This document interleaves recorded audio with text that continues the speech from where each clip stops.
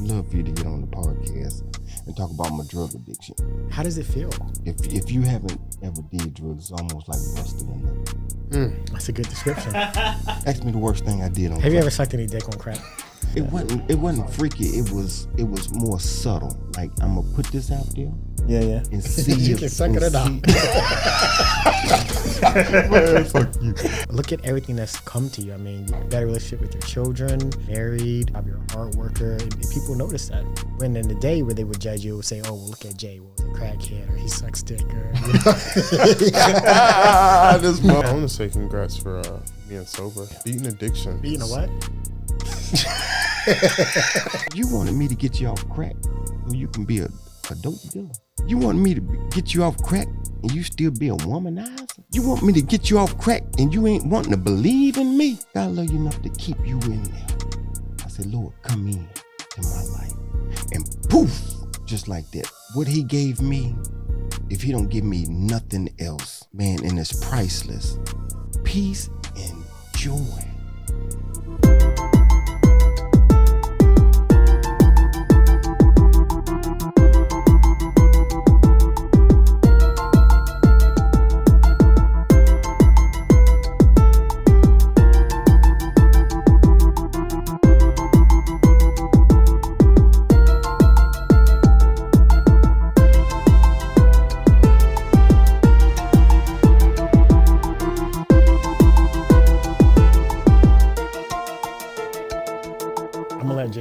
No, you do that, please. Listen. I don't know everything about you, though.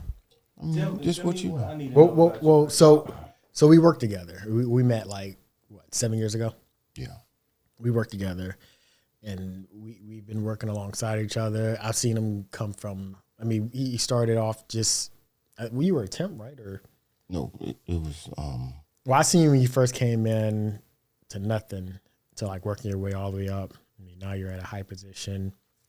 I mean, even little things to where not having a car to getting a car and getting everything straight. I mean, you used to not wear cologne to work, not brush your hair. I'm serious, but now, I mean, I seen you transform. I have literally seen your hairline recede and your beard turn gray. Yeah. I've seen your vision get bad. Like, I've seen you age.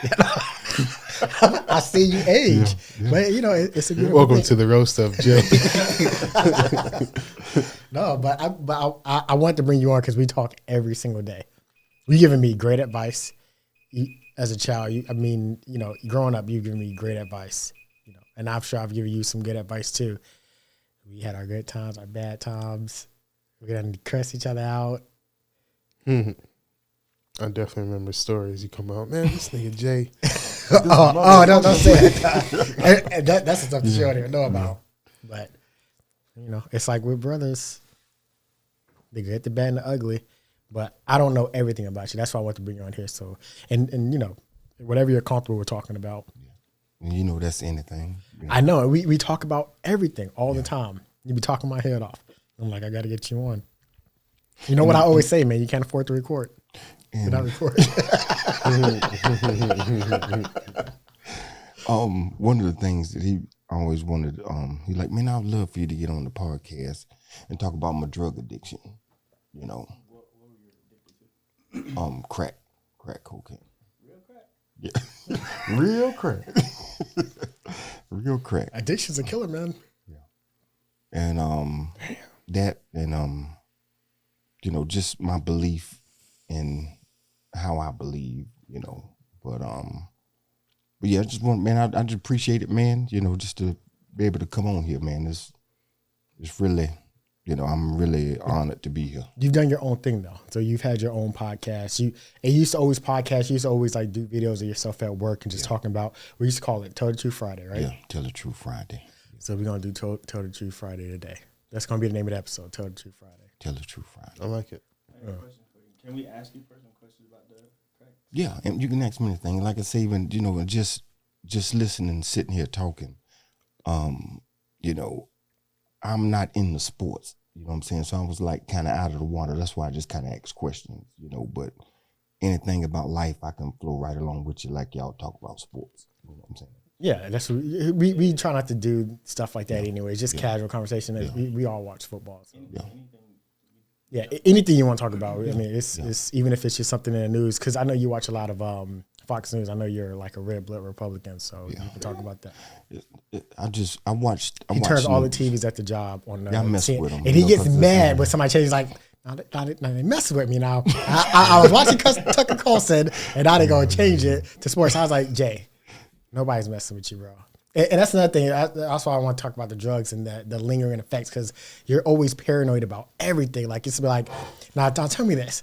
Now, why is he using that toilet paper when I got toilet paper right there? He fucking with me, right? I'm like, Jay, he probably couldn't reach that toilet paper. It's hilarious, but I got to bring him down sometimes. So I want to ask you, Jay. So, how long you been clean? See, that's the thing about it. When you in the rooms, I'm not clean because I drink. Okay. You know what I'm saying? I didn't know that. Yeah, but off for crack, and I'm gonna say, and I haven't smoked crack in a long time, and I come to the point where once upon a time I used to count day for day. And it's like when you count day for day, you can get full of pride. You know what I'm saying? So I try to keep it fresh in my head, you know. That's a good thing, right? Yeah, for me. Yeah. But I went to rehab. I went to rehab 8 years ago before I got this job. And, and it's a blessing. I can take a piss test at any time and pass it, you know what I'm saying, with my own piss, you know. And before then, I never flunked the drug test because I knew how to pass one. You know. How you do that? Just use somebody else's piss. You never did the dildo thing? No, I never. The who? Like you don't like that. You know. I'm sorry, you said the what? The dildo thing. I've heard of using a rubber and you put it in there and tie it up and tie it to your leg and you go into it. You hollow out a dildo and then you Hollow it out. He's doing the most. That's a job in itself. Hollow it out. Yeah, you hollow it out. You put the clean pee inside of it, and then we get to use the bathroom. You whip it out. Where does it go when it's hollowed out and already filled with urine? It's gonna go spraying out everywhere. No, I'm saying where do you put it at? No, you just put it right there. It's a strap on, so you just put it right there. This is the thing about it too. The question I got to ask you is, did you do that? Or you just read I never about had to. Ri'Yadh told me about it. Yeah. I didn't tell you no such thing. Don't get to lying on here. You put the strap on. No, I didn't. I never put a strap on. The vibrator is like right there. It's right there. What I did, I never smoked weed or anything like that. Like I didn't do drugs to where it would cause me to fail a test. I never did it, period. So my sugar was really high one day and that caused me to fail. So what I did was got clean piss and I put it in a condom, tied it up. I tied it to my drawstring. You tied it around the dildo? There's no dildo. You tie it around your drawstring and I put it like right between my thigh and to keep it warm at body temperature. Then when you go into the lab and you take your test, just pop it out and pour it in, and it's at the body temperature, so it don't raise any weird. You're not afraid that it's gonna pop? Yeah, that's condoms don't break. Who you get a pee from? Who did I get it from? I don't know. It may have been Wash. Why are we laughing about that? Because the nigga pissed straight plutonium. Like testing you for everything. It's like, well, you're clean, your sugar's low, but you're retarded. You crazy. Yeah. So for me, what I usually do, I would take a lotion bottle, like a traveling size lotion bottle. Mm-hmm. You know, that was too risky for me to put a condom. You know what I'm saying? But I would put it up under my nuts. You got a lot of space down there, though. Yeah. Yeah, but that's how penis. That's how I would do mine. All right, I want to ask you how long you've been clean because I was curious. But start from the beginning, though, because he has a very interesting story. So I'm going to go. How does one get involved in crack? Like, how do you start taking it from the first time? Tell him about your parent. I'm sorry. He has an interesting story. He really does. Tell your story. So a lot of people don't understand or don't really believe it until you're caught up into it. I know how that story. I know how you are. So But weed for me, what I experienced, weed and alcohol is the gateway to it. So you're saying weed is a gateway? It is a gateway. I started with weed, end up smoking crack. You know what I'm saying? So and it's just a part about getting high on euphoria. But the question was, how did I get started? Yeah, like the first time you did it, what brought you to the point where you were able to even do it? My mom passed away. Yeah, she passed when I was 15, and this crazy part about it, it was so traumatic to me that I didn't even know how old I was, when she passed away, and it's like a blocker, you know what I'm saying? With a lot of y'all, I don't, you still got your parent or you still got your parent, but I didn't get to buck my mama. You know what I'm saying? It was right at that point where we still friends, like best friends when, coming up, and then you start coming of age where, start backing off. So I never really got the chance to buck my mom, and she was my best friend. And, life's a bitch, man. And she told me, I didn't understand it when she told me, but she told me, she said, baby, ain't nobody gonna love you like I love you. See, I'm thinking it's the world. She talking about immediate family. Ain't nobody gonna love you like I love you. And and after she died, she was, disciplinary act. She was my mother and my father. And and after she died, you couldn't tell me nothing. You know what I'm saying? So the people, listen here.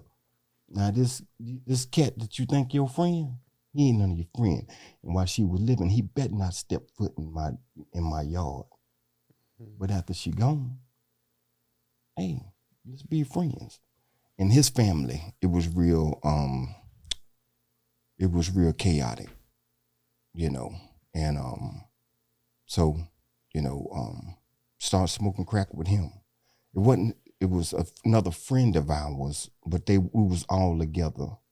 But right after that, at the age of 15, man. But tell them what your mom did for a living. My mom was a deputy sheriff. She was the first black female deputy sheriff of Charlotte. Oh, really? And I got a paper clip of it, and I even tried to look it up on when Black History come about. I would try to look it up, but I could never find it. But she was the first black female first black deputy female at the jail in Charlotte, Mecklenburg County. And she didn't play, man. She didn't play. She started a motorcycle club. She was in a motorcycle club back in the end. It was the Trails of Thunders, the Rat Pack, and she's the founder. I don't know if y'all ever heard of Thunder Queens, but she's the founder, and they probably don't even know. You know what I'm saying? She founded the Thunder Queens, and it's still going to this day. I was gonna ask that. Yeah. How did she pass? She had cancer. What type? Breast cancer. And the crazy part about that was, I just recently found out that she got diagnosed at like 26. So she had been living with it for a while. Yeah. And she didn't tell anyone? Yeah. The family knew, but she shielded it from me.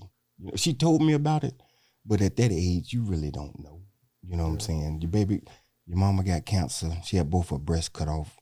One of them cut up completely off, and partial, but yeah.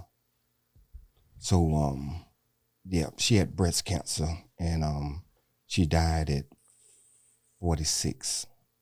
That's crazy to know that you're older than she was when she passed. My mother, her mother passed of cancer. Female cancer was ovarian cancer, and her mother. And granny, Did she have ovarian cancer or was it breast cancer? it was Same both thing? ovarian.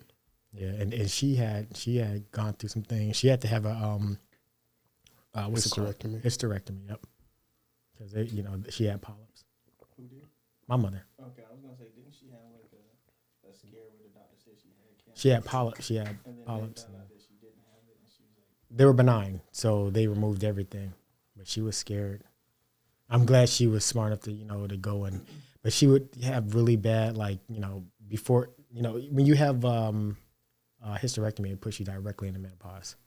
So she had been having bad, always in pain and stuff. I felt so bad for her, and I was like, "Mom, you got to go to the doctor because you know the history." So, hey, when your mom, because you said she was Debbie, right? Mm-hmm.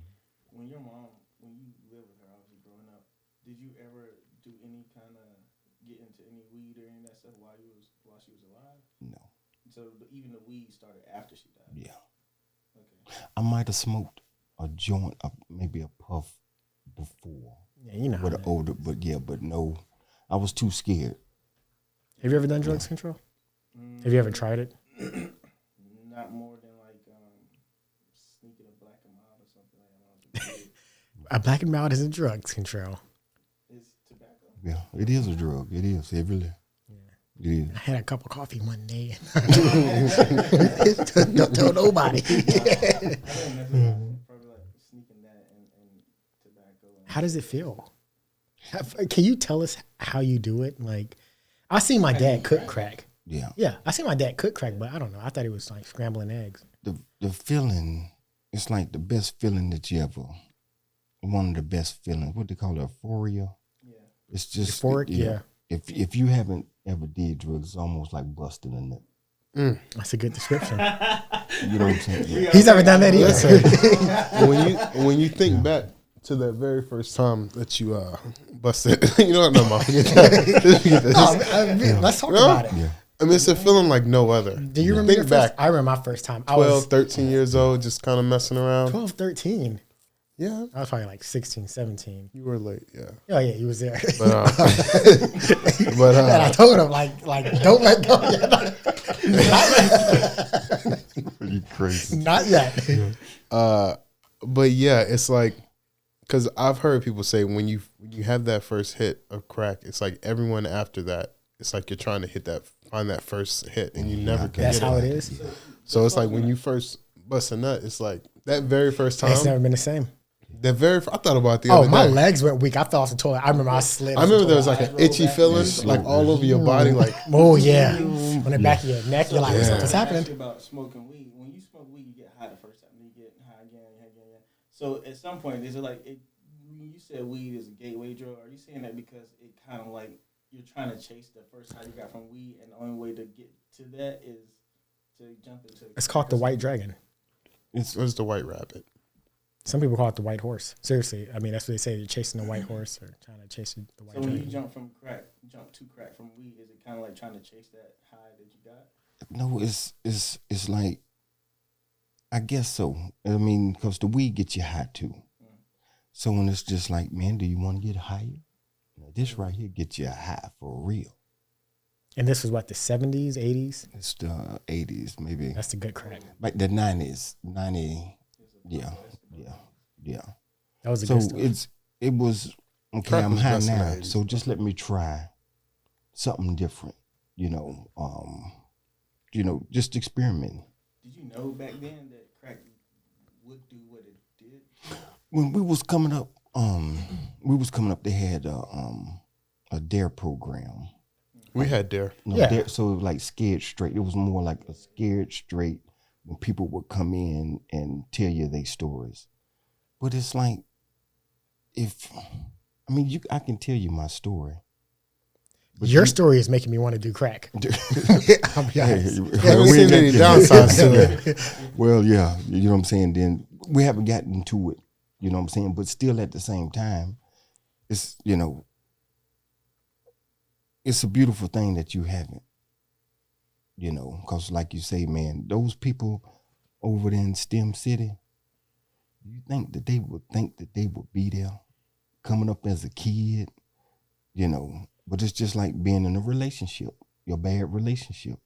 You know, they can take it and see in the crack.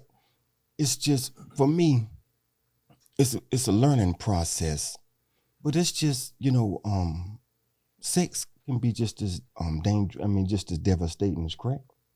Pride, you know what I'm saying, could be just as devastating as crack.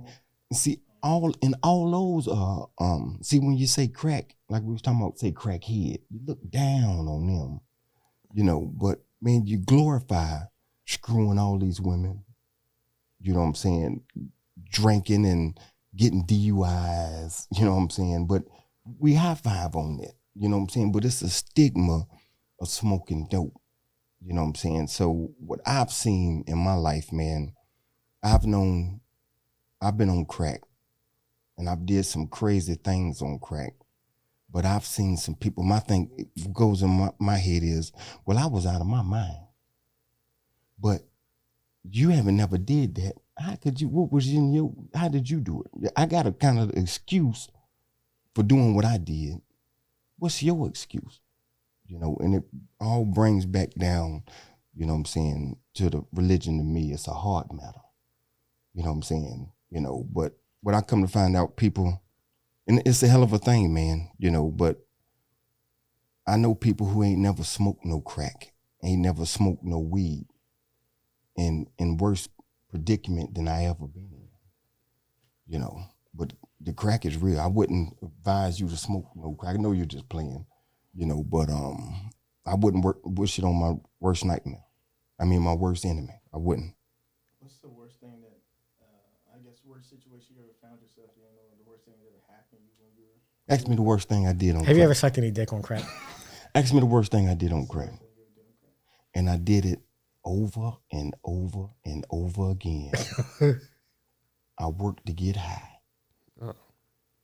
That's deep. 80 hours, 40 hours.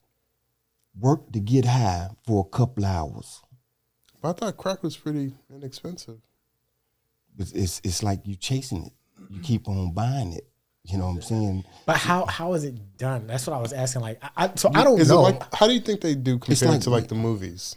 Like how they show in the movies, they have like a little glass vial. I think you put in a spoon. Yeah, that's like free. Some of that part is like freebasing, heroin with the teaspoon. You know what I'm saying? Oh, okay. But it's like, you know, just putting weed on a bong, light it up and smoke it. So you don't inject it?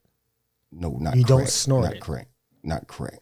No. And it's the snorting is like the That's pure powder. cocaine. No, I've been that's getting that just mixed powder, up all yeah. this time. See, that's what I was saying. In the just 80s, like- it Yeah, I was thought you had to cocaine. like cook it with something in a spoon and turn it to a liquid, then shoot in a needle, tie up. That was flame. that's like heroin. free ball. Yeah, heroin. You know, it's like free balling. That's what black people. That's when they started putting it in the hood, and the black people was doing it because it was cheaper. It was raw. It was easier for us to do it. You know. But the white people, they were doing cocaine. Just When you did like crack, what was it? I mean, back then, could you say like the pure crack? I know it was. It's a difference now. With everything, Yeah. right? So, what were you gonna say? I was thinking about sheetrock. Okay. My uncle's a crackhead. I gave him some sheetrock one time. And you smoked it? Which one? Oh, you're gonna have to We're gonna edit that insert out. a Obviously, picture. yeah. Yeah, I'll send you the picture. Really? Yeah, I mean, I show you the night he did it and the consequences of it. He got a tattoo that night. True story. True story. Okay. I'll show you the tattoo that he got, and you tell me how good that sheetrock was. Are you crazy? I'm gonna see that picture. All right. So when you doing crack, right? You obviously got the pure stuff, and then you got the stuff that's cut, right? Yeah. Have you done both before, or? I like to say, I mean, you have your dealer that you know, but the later it gets at night, you know what I'm saying, then that's when you going somewhere that you know where they selling dope. And, you know, if you coming in there, they don't know who you are, you know what I'm saying, you can get flexed. you know, and flexed is not getting what you paid for, you know. And those have happened a couple of times, and that's one of the things that I thank God for this new generation of dope dealers, because it's like, man, if you're a businessman, you should be able to know. See, they put everybody in the same category, but like you say, man, the quality was going way down, and you treat everybody the same instead of noticing, okay, man, I got me a good customer here, you know. So I couldn't really trust nobody, you know what I'm saying, you know. And I wasn't, when I was smoking, it wasn't like I was on Sugar Creek,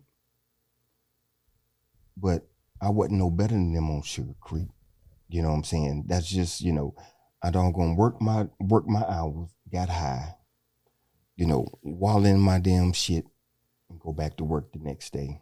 You know what I'm saying? But them, I'm going to steal. Like, they go to people, you know, we're gonna break in stuff. You know what I'm saying? So I work to get high. Do you think that you was productive when you was working? Yeah. I've always, yeah.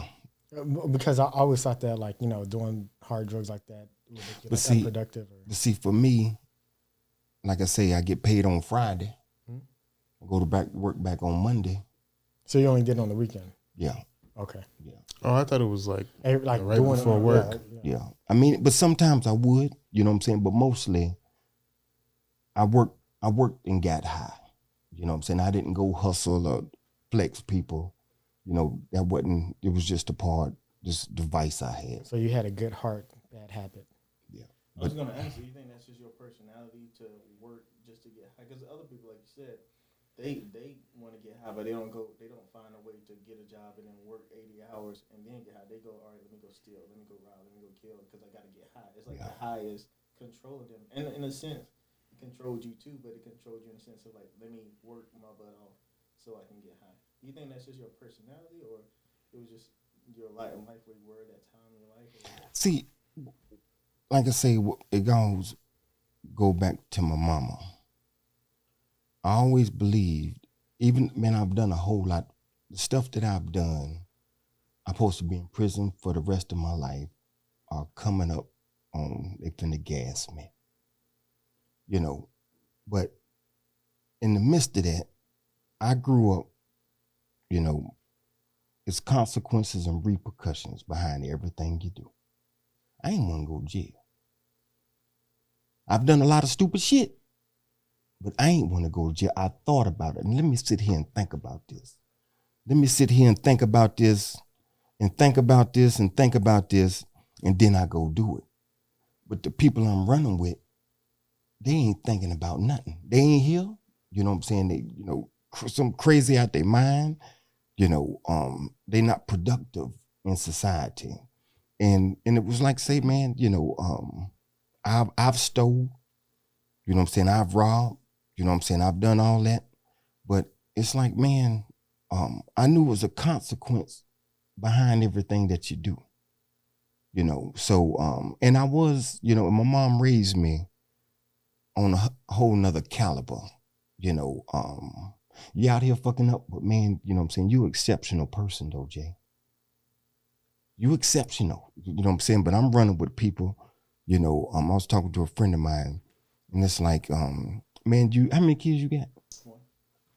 Man, with your child that you got, man, you can say one thing to them that you forget. Not negative, but just in a way, but we just say something negative to them. Man, they be 50 years old. They could be 50 years old talking about that shit. I never grew up like that, you know, but I got a friend. His mama called him, you ain't shit, every day for years. And he was out there on dope. You know what I'm saying?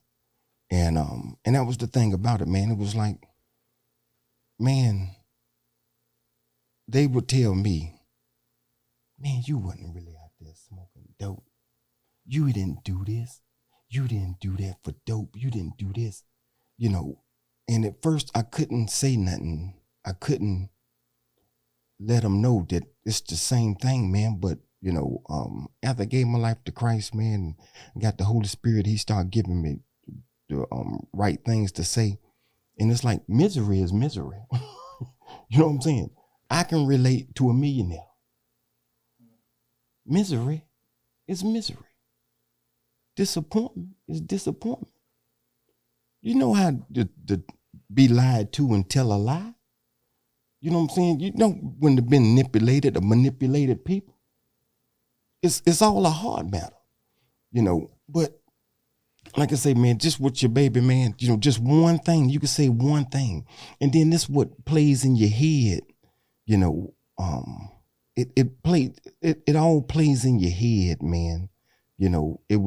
I had a traumatic situation that happened to me while I smoked. You know what I'm saying? I didn't have no guidance. I was an angry black male. My sister was left to watch over me.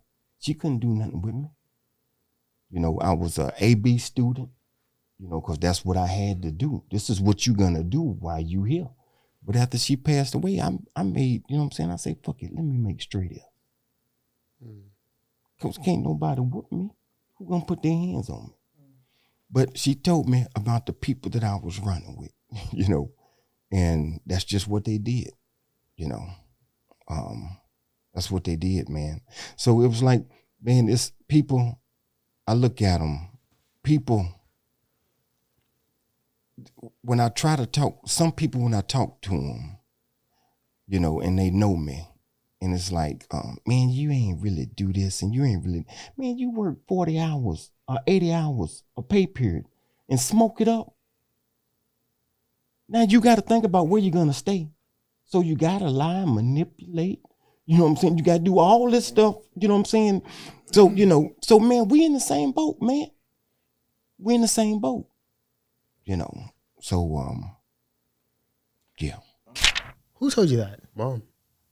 Because I was telling her, I was like, wow. I was like, it's weird, man. He fucking touched my hand. She was like, yeah, he's just really emotional when it comes to that type of stuff. Because, his mother got murdered and stuff. So whenever he sees anyone. Recently, I think within like the past year. Yeah. I had no idea. He's a good guy, man. The thing about me and you, Ri'Yadh, is we judge people, but good people are good people. But I be telling you, I'm a terrible person. I am too. Yeah. I wish I judge people, but now I'm at least, I do it in my head. I wish I can be more like Trell. Hey, but I want to say something about that judging, though. See, people think that judging is a bad thing. It's all on your heart, your intentions of it. Because, man, if you don't judge a situation or a person correctly, you screwed, man. I mean, it can cost you your life. It can cost you. I judge people based off different things. Like if I go to someone's house and I use their restroom, and it's like I'm looking to see. Yeah, I'm looking for bugs. I'm looking to see if it's pee around the seat, whether it's a ring around the tub, or how often they dump the trash, or if there's like toothpaste spots on the mirror and stuff like that. And I'm like, this nigga's dirty. I'm gonna say one thing. Hold on, Trell. So it was a guy that we used to work with. We all know him. We're not gonna say any names, but if I know, I'm gonna say his name. I told him. I said, "Hey, man, you don't think that it's strange the way you act? You don't notice the way you act, the way you talk to people. You don't think that's a bad thing?" He said, I'm gonna tell you right now. Only God can judge me, like the Bible says. Only God can judge me. I said, actually, that's a tattoo on Tupac's stomach. The Bible says, for only God's judgment is the one that matters. But close enough. But I judge you, man. I think other people are judging you here too, and you need to start, at least approaching people differently. Are we recording? Are we? Okay. Oh. What I was gonna say was what you were just talking about, like judgment. This is a Christian thing, but like when you judge people, it's not like you know how when we go, like you told me, going to the bathroom and talking about their bathroom, that thing, all that stuff. We're not talking about that. It's more of like if I know Cairo is doing something wrong, what kind of friend am I to look at him and not say, "Hey, Cairo, this what you're doing is messed up. It's going to hurt. It's not going to help you in the long run. It's going to hurt you in the long run. It's going to hurt the people around you." That's me judging you, so to hopefully correct you on what you're doing, so that you can change what you're doing for your benefit. That's how judgment works in the Bible. Now other people talking about like, oh, she ugly or she sleeping all these guys. Like all that little nitpicky drama feel stuff is not proper judgment. And obviously for Christians it's about like for Christians to judge each other, to hold each other accountable and elevate their I don't know what I'm looking for, but like just to keep each other accountable for. He's a very like devout Christian. But the thing I respect.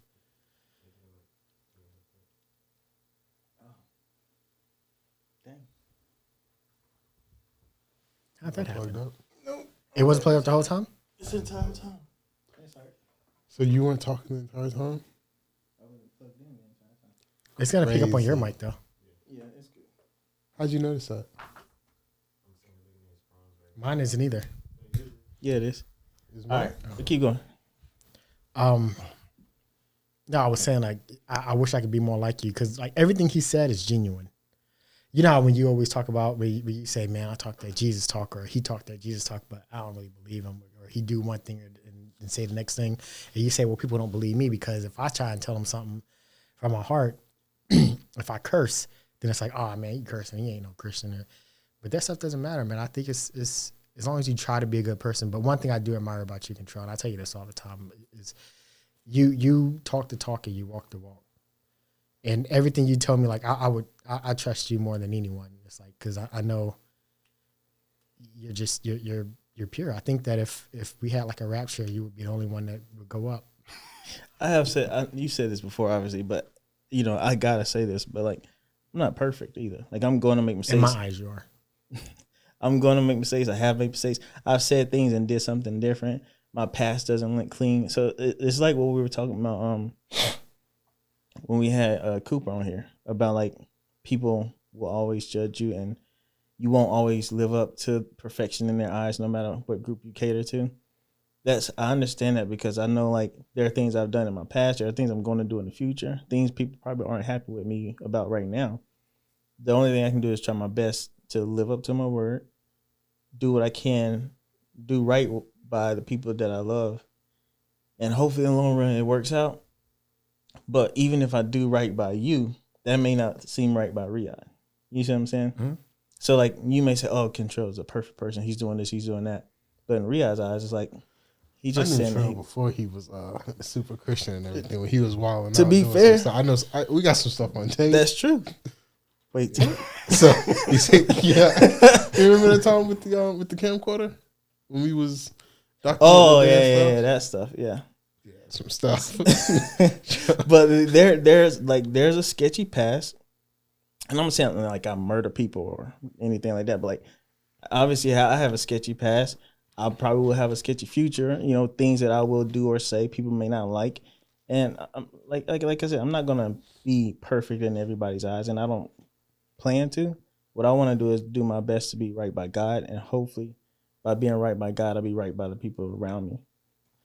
I like that. And my thing is, and I could be wrong, correct me, but my thing is just try to be a good person. And as long as you know in your heart of hearts that you tried, then I think the results will be a lot better decision making and a lot better, outcomes as an adult. Like you didn't have to go to rehab or therapy or whatever, but you did it in 8 years sober, 8 years straight, nothing. And look at everything that's come to you. I mean, better relationship with your children, you're married, you don't have to look over your shoulder, your car, you gotta, you're doing great at the job, you're a hard worker, and people notice that. Now, when in the day where they would judge you, would say, oh, well, look at Jay, well, he's a crackhead or he sucks dick or this motherfucker. But now they look at you. Nobody has anything bad to say about you. They say, man, Jay gonna get it done. Even at the job, when they ask me to do something, it's like, Cairo, man, we needed this, but I'll ask Jay because I know if I ask Jay, it's gonna get done. But see, this is the thing about it, like what you were saying, man. No matter, I know. The closer I get to Christ, man, he told us, man, people, you don't even have to be an asshole. Just to be an upstanding believer, treat me, I'm gonna treat you like you treat me. People hate your guts for that. You know what I'm saying? Man, I've never told nobody they going to hell or they don't. You need to go to church. Just the good news of the gospel. Man, please shut up, man. Please shut up. You know what I'm saying? Not, man, you're fornicating. You know what I'm saying? Or you this and you that. None of that. It's just about the good news of the gospel. Coming to work, you know what I'm saying, with a smile on my face, with this aura of joy. People just hate that. They hate that just alone. You know. So man, in the scriptures, man, it's Jesus, he told him, he say, man, listen here. The student ain't no greater than the teacher. He say, man, the servant ain't no greater than the master. He say, man, they can hate you and they got a cause to hate us. You know what I'm saying? We're gonna slip. He say, but they ain't got no cause to hate me but one reason, the truth. Don't nobody want to hear the truth, man. Don't want to hear the truth. You know, for me, I've been walking this thing since the age of 24. And I've come to accept the truth. His ways are better than mine. You know, I come to accept the truth, but people don't want to hear the truth.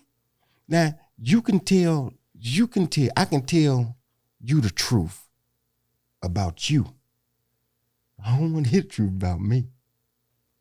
But see, the thing about it is, for me, and the blessing part about it, say all things work out for the good to those who love the Lord, who are called according to his purpose. The best thing could have happened to me was smoke dope. Because for me, Jay, you get your ass out of line. I send you back out there to your nightmare. But see, some people, man, they live a fucked up life, hurting people and fucking over people. And it's like high-fiving. You know, but what the Holy Spirit showed me is I was married from 24 to 34. One piece of pussy. 24 to 34. Went to work, had 4 kids, you know, everything, loving the Lord. And she left me. She left me. You know, because I wasn't into care. She was into abusive relationships. And that wasn't me. So it's like, when she left me, people talking about me, you know, and I'm like, man, I ain't did nothing wrong. Get on her. You know, because it's like, you know, she's got her chest stuck out. And the Holy Spirit pulled me to the side. He said, hey, let me give you a piece. She got to go to sleep by herself. She got to look in that mirror.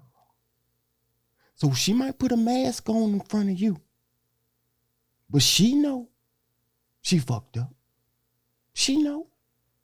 And it gave me a peace, you know, and it let me know people can mask a whole lot of stuff up. But see, when you running with Satan, man, you got to pay the piper. You know what I'm saying? Walking as Jesus walk is peace, joy. But when you walking with him, it's torment and misery. You know what I'm saying? Oozing with it too.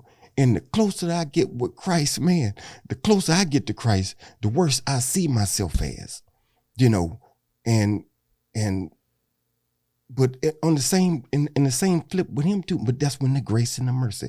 No, son, you are worthy. I ain't worthy. You are worthy. You know, but when you running with the slew foot, you don't get that part. You know what I'm saying? You ain't shit. You won't be shit. You never gonna be shit. Man, and ain't this mask uncomfortable? It's 90 degrees outside and you got this mask on that you can't take off. You know. So I apologize, man. No, you good. I'm going to ask you a question, but before I do it, there's 2 things I was going to say really quick. The first thing is what you just said about the closer you get to Christ, you see how bad you are. It's a common theme in Christianity to understand, if you believe in sin, that the more you explore Christ and find out more about him, you learn how much more sinful you are, because he is superior, more good than we are bad. And so it's like walking out of the dark. You don't realize how dirty you are if you're in the dark. As soon as you start walking towards the light, the more dirty you realize you are, because you're walking towards the light and you're like, dang, the closer I get to the light, I realize how dirty I actually am. I'm super unclean.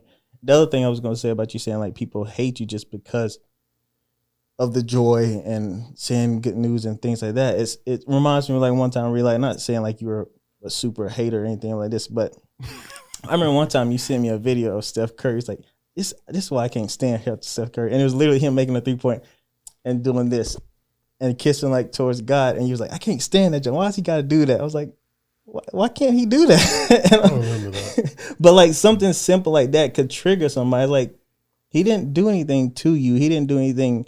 He don't even know who you are. He don't care anything about you. He just giving respect to his God that he believe in. But the fact that he does that can set somebody off.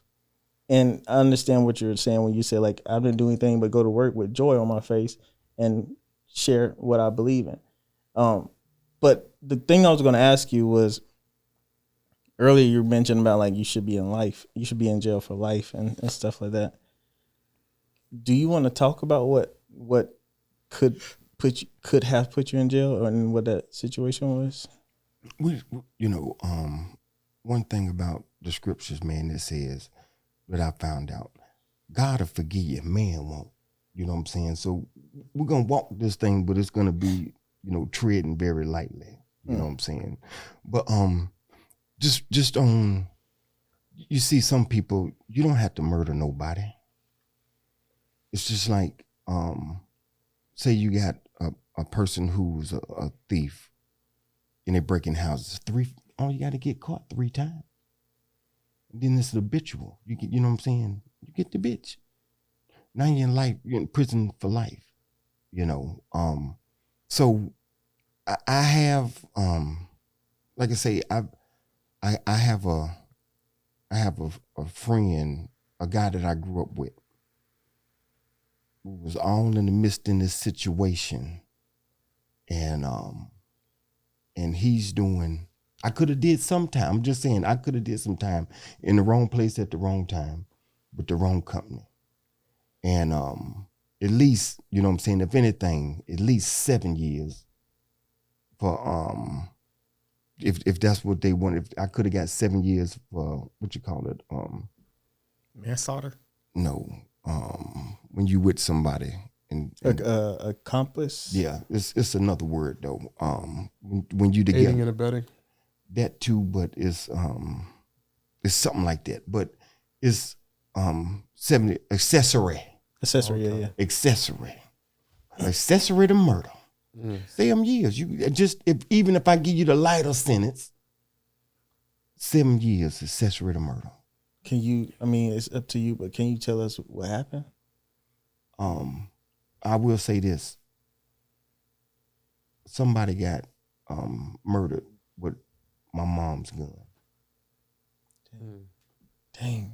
You know what I'm saying? Was she alive at the time? No. You know what I'm saying? I wouldn't have dared got her pistol, But accessory to murder. And it was just, man, but just the way it went down, because there's some people who go to jail and they innocent, you know what I'm saying? But the way it went down, man, it just showed me that this is my last time getting your ass out of something like this right here. I'm doing this for you. This happened off the strength of me. So after that incident, man, it's a consequence and repercussion behind everything that you do. I was, like I say, man, after my mom passed away, I had hatred in my heart, man. And back in the days, Trade Street, in them areas, it was prostitutes and it was, cross-dressers, and man, we would pick them up.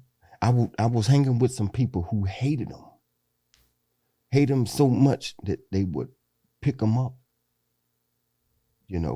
and get them in the car, you know what I'm saying, beat the wheels off of them, just for kicks, you know what I'm saying. Yeah. I hate it, and it's like some stuff is learned, and I hated gays at once upon a time before I gave my life to Christ. And a funny story, Man, since I gave my life to Christ, I really love the Lord, man. I don't care, like I tell you, man, I love you, man. I love you. I love you, man. But, you know, when you come across a perverted person and you tell him you love him, man, maybe he done sucked the dick. You know what I'm saying? Maybe. You know what I'm saying? You know what I'm saying? Over and over and over. You know what I'm saying? But maybe. So I've been tried a lot of times. Because of that? Because the love that I got. And it was only just for me to stop loving that way. But, you know, and all of them, I told them, I said, man, listen here, man. I said, man, you better be glad I love the Lord. I said, once upon a time, I hated gays. I hated gays. You know what I'm saying? So I'm going to tell you like this. I love the Lord, but if you ever try me again, we're going to take it on another, you know what I'm saying, another notch. How they try? Did they try to say, like, I know you used to do crack back in the day. You think you want to get I was clean. No, it's just, you know, how many gay friends or people you know that you would tell them you love them in front of some other men? Well, that's happened to me a few times where, like, You have gay friends? No, well, I have gay friends, obviously. But, like, Yeah, obviously. But like a coworker or something like that, I found out that they like me, or they say something to somebody else, and I'm like, you know, so and so like you, right? Or so and so. And the way my personality is, I go straight to them, like, hey, listen, that's not who I am. Yeah, I'm being friendly to you. This is what this is. That's just a friendship. That's just me being polite, me being your friend. Anything past that, I've done that with girls too. Like anything past that is not what we're doing. Yeah. So I've had that situation where I've had to talk to them like that. But like no one ever came up to me on like some freaky stuff. And like it wasn't freaky. It was more subtle. Like, I'm gonna put this out there. Yeah. And see You if can suck it out. Man, fuck you. Hey, that's a good one though. I love this cat, man. Hey, but it's like subtle. You know what I'm saying? You know, well, let me put this out there and see what he say. And I can sense it. Listen, man, you got the wrong one. You know, and that was the thing about smoking dope, man. I gave my life to Christ at 24. I was clean, and then I went back out there. And after I was clean for 10 years, and I went back after me and my wife. We had to split up. So, but I'm saved, man. And I would go into the crack house. Like, when you go down to Stem City. What is Stem City? Sugar Creek. They call it Sugar Creek. You know, the dope. That's what they used to call it. Where the Walking Dead is. And all you need is a slither of dope, a slither of drugs to get you know, to exchange sex. Just a slither. Now, so I'm coming up in the crack house with a pocket full of money and giving dope away.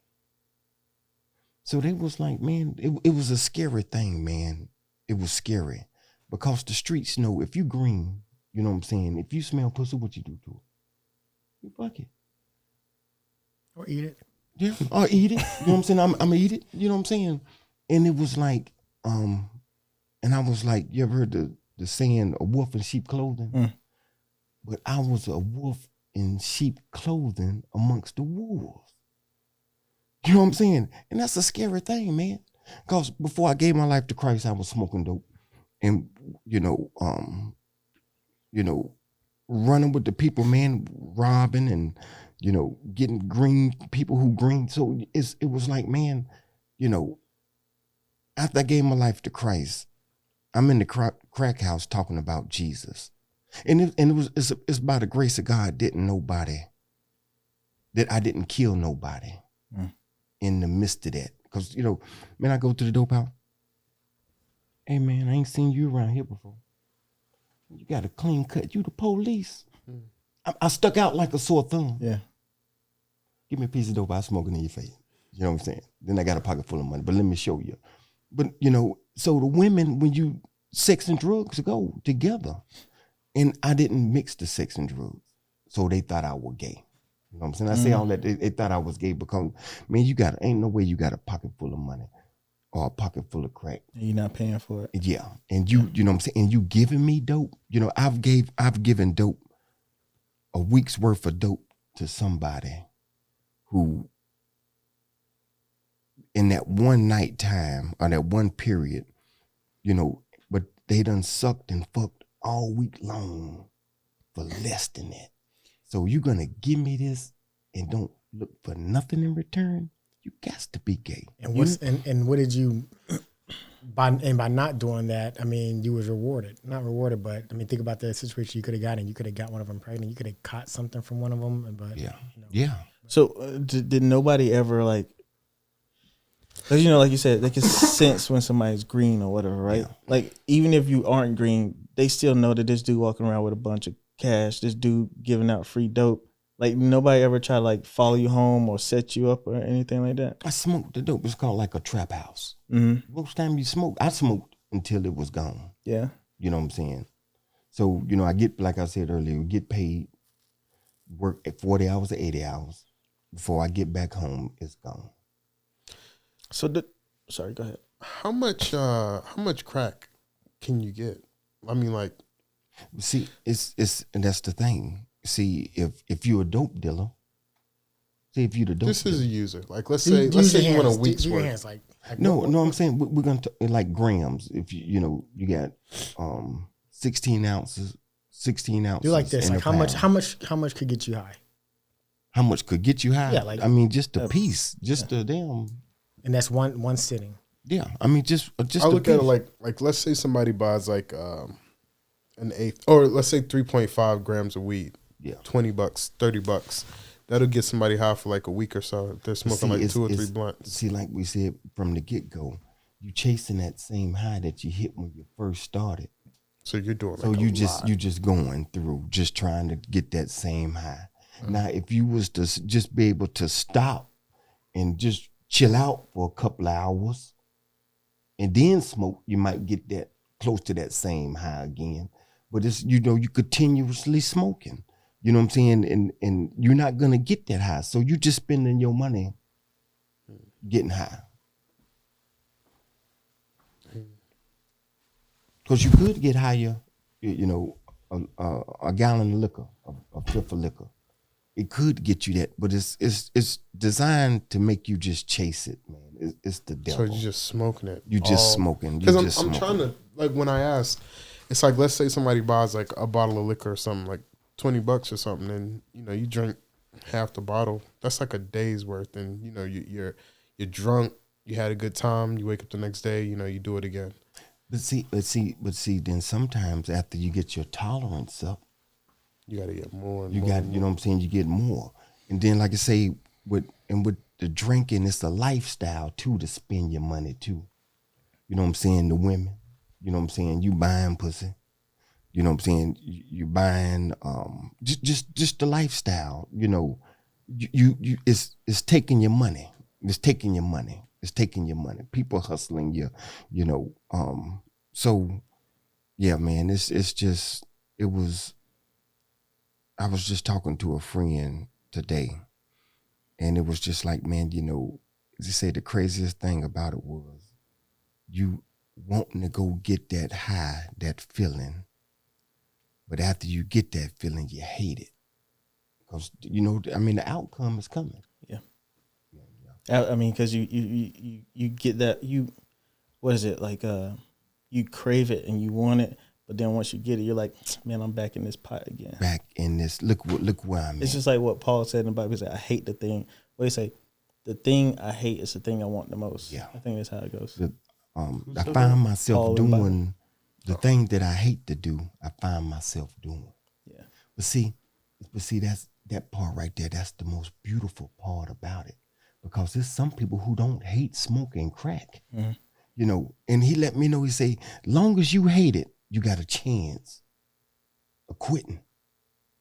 But if you love doing it and you're justifying doing it, you're gonna. I mean, why would you stop doing something? Yeah, one of the first things when you become a Christian is you learn to hate your sin. And if you are in love with your sin, you're going to continuously turn your back on Jesus because he's the opposite of what you love. Let me ask you this right here, man. I'll ask this question all the time. And why did you give your life to Christ? I grew up going to church. I wouldn't say they were all good churches, but I remember when I was in my early 20s and I started going to a church that my friend invited me to, and I learned. I was like, I got there and I was like, man, this church is actually teaching me stuff, like things about the Bible and about Jesus that I never even knew. I was like, how come I never got this before? And I kept going back, and I started writing notes because I never even had like a bulletin to write notes on anything. But I remember realizing at that moment, I was like, I have a son, because at the time I think my son was like a year old. And I remember thinking to myself, like, the way that I've been living, even though I would say that I was a Christian, the way that I've been living is not the way I want my son to grow up living. The things that I've done or said is not the way I want my son to live. How do I teach him the right way? What is the right way? There's so many different things telling me different ways to how to raise a kid, how to be a man, what to like, what to love, what to hate, what to not like, and all that stuff. And I remember thinking, as I'm in church, I'm like, God doesn't change. Like the way that I've been living and saying I'm a Christian is not the way the Bible is telling me to live. The way that the Bible is telling me to live is the way that I would want my son to grow up and live. How do I be a better father? The only way I know how to be a better father is to be a Christian and raise my son to be a Christian. And I think in that moment is when I realized, like, it's not just about me. My sin doesn't live, like, it's not in a void. I don't sin in a void. My sin also spreads to my friends, my family, my son. And in that moment, I was like, I want to live to be more like Christ. But not just for me. It's because I love Christ, but also for the people that I love. And if I want to be a good father, this is how I'll be a good father. And I think that was a moment when I realized, like, I really want to take this seriously. And see, for me, you know, we got different journeys. And for me, you know, the reason I asked that question is because, like, I know a lot of people who say they are. And I can't say that they don't. I can't say that a person don't believe. But I can see if you trust them or not, though. You know what I'm saying? Mm. So, you know, I'm just saying for me, I identify with the woman with the issue of blood, the lame man, the man with leprosy, the doggone blind man, the crippled man. They was fucked up. I'm saying they was fucked up, you know. And I go to this church. I've been to some churches, you know, and I try to get into the and I ask this question, you know, and it just, for me, when I hear certain things, you know, it just make me, you know, it make me think, and you know, and it was like, man, you know, put it, you know, I want to start the prayer of, you know, lay at the feet of Jesus. And for you to lay at the feet of Jesus, you got to be fucked up, man. Other than that, why would you need him? You know what I'm saying? Why would you need him? If you know what I'm saying, why would you go to the doctor if you ain't sick? You know what I'm saying? And then some people won't go to the doctor because they, you know what I'm saying, and take the pain, and then go. But if you healthy, Jesus said, why? You know what I'm saying? I'm not here for the sick. I'm not here for the those who are well. I'm here for those who are sick. And what I come to find out, man, for me, more people know, the majority of people, they know that Bible backwards and forward. You know what I'm saying?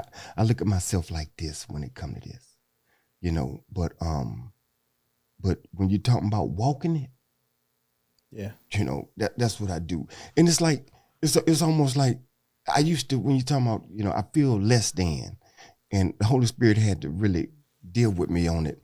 Man, I would see people would send me letters, videos, and it'd be like, you ever seen the little preacher, the 7-year-old preacher, or the 11-year-old preacher, yeah, and preach that thing up, you know, and I'd be like, man, I wish I could preach like that. He say, stupid, he ain't been through nothing, so he just talking. Yeah, he could talk about a deliverer, but he don't know me as no deliverer. He could talk about me as a healer, but he don't know me as no healer. He could talk about me as protector. He don't know me as no protector. So what I come to find out, man, is you know, I go to this Bible study on Zoom and I beat myself before I beat myself, man, you need to read your Bible more. You need to read your Bible more. But man, lo and behold, when they come out with that scripture, I haven't read it in years. But I come to find out I've been walking it. You've been walking it for years.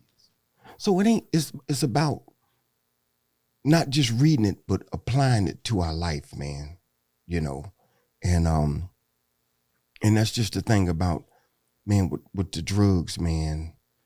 It's just, man, I've seen it's horrible. And see, and I used to try to sell drugs. See, the thing about with me, I used to pray to God. I prayed to him. You know, Lord, take me off dope. Man, I prayed this crying. Man, take me off dope. Why I'm still smoking this shit, man? You know I don't want to do this. 10,000 prayers I prayed that. And then I messed around one day in a B-class crack house. I switched the prayer up. I said, Lord, come in to my life.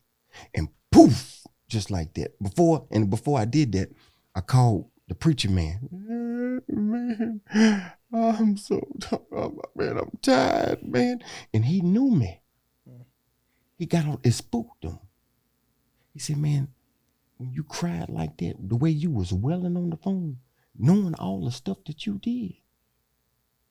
It's the preacher. He said, you spooked me, man. Please forgive me. You spooked me. I didn't know what to say. So, and it showed me right there, and hung up with him, and it was like, you know, I cried out to him. But only thing I asked him, I said, come into my life. So years down the road, he said, you want me to tell you why I ain't answered that prayer? He said, the reason I ain't answered that prayer, you were praying. He said, because you were still going to hell. He said, now listen to me. You wanted me to get you off crack so you can be a dope dealer. You want me to get you off crack and you still be a womanizer? You want me to get you off crack and you ain't wanting to believe in me? Motherfucker, I love you enough to keep you in there. Because you wasn't on the way to hell. So I just wanted to get off dope. You didn't want all that other stuff. I just want, you know what I'm saying? I want to be like everybody else. I want to be like everybody else. Why I gotta smoke dope? Why I can't screw all the women? You know what I'm saying? Why I can't do all this? Why I gotta smoke dope? Just get me off dope. Nah, I love you too much for that. You know, so, yeah, you know, and that's what he did for me, man. You know, so for years and the scripture's true. He say he don't hear the prayers of the wicked. You know what I'm saying? But he hear the prayers. I called the preacher man one time. I told him, I said, man, he gave me a scripture. I said, man, I'm fucked up. And this is when I was going to rehab. I said, man, I'm fucked up, man.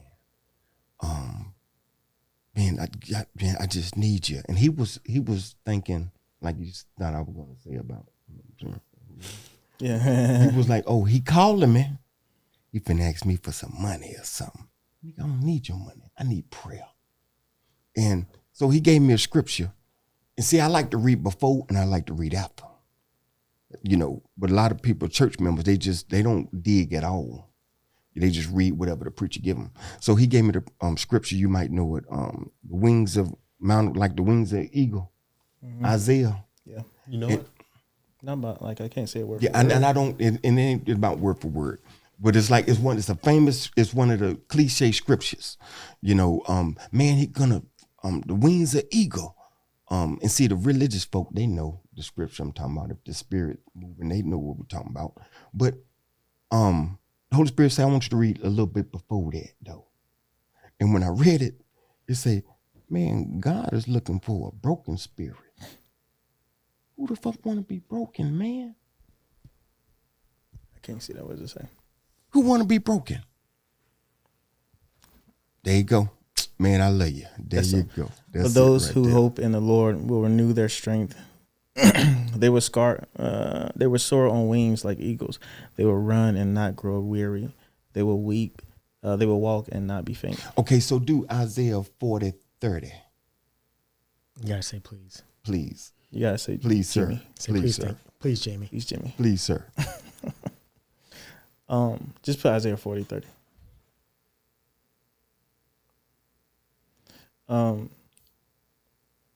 Let me read this really quick, and we gotta take another break really quick.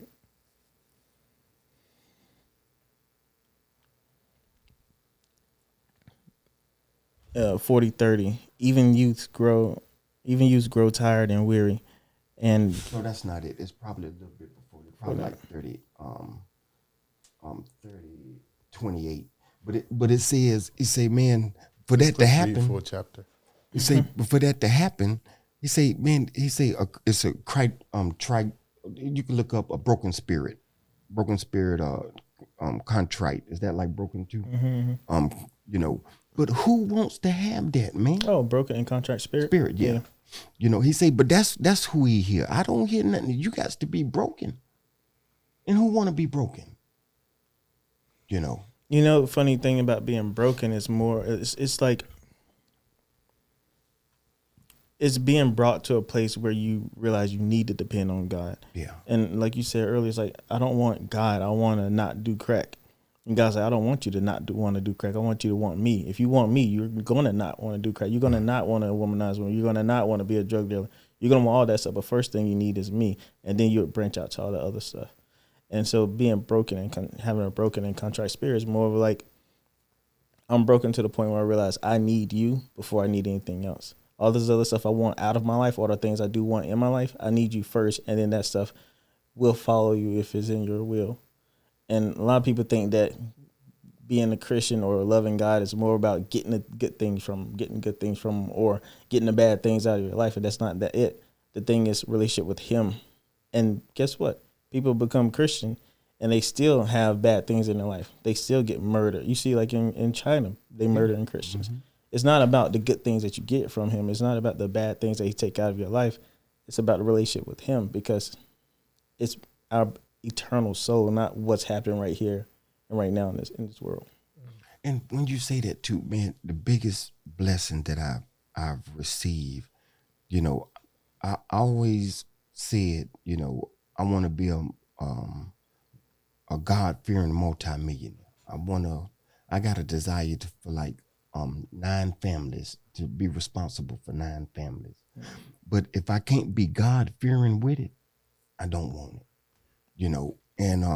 Man, so what He gave me, if He don't give me nothing else, man, and it's priceless, peace and joy.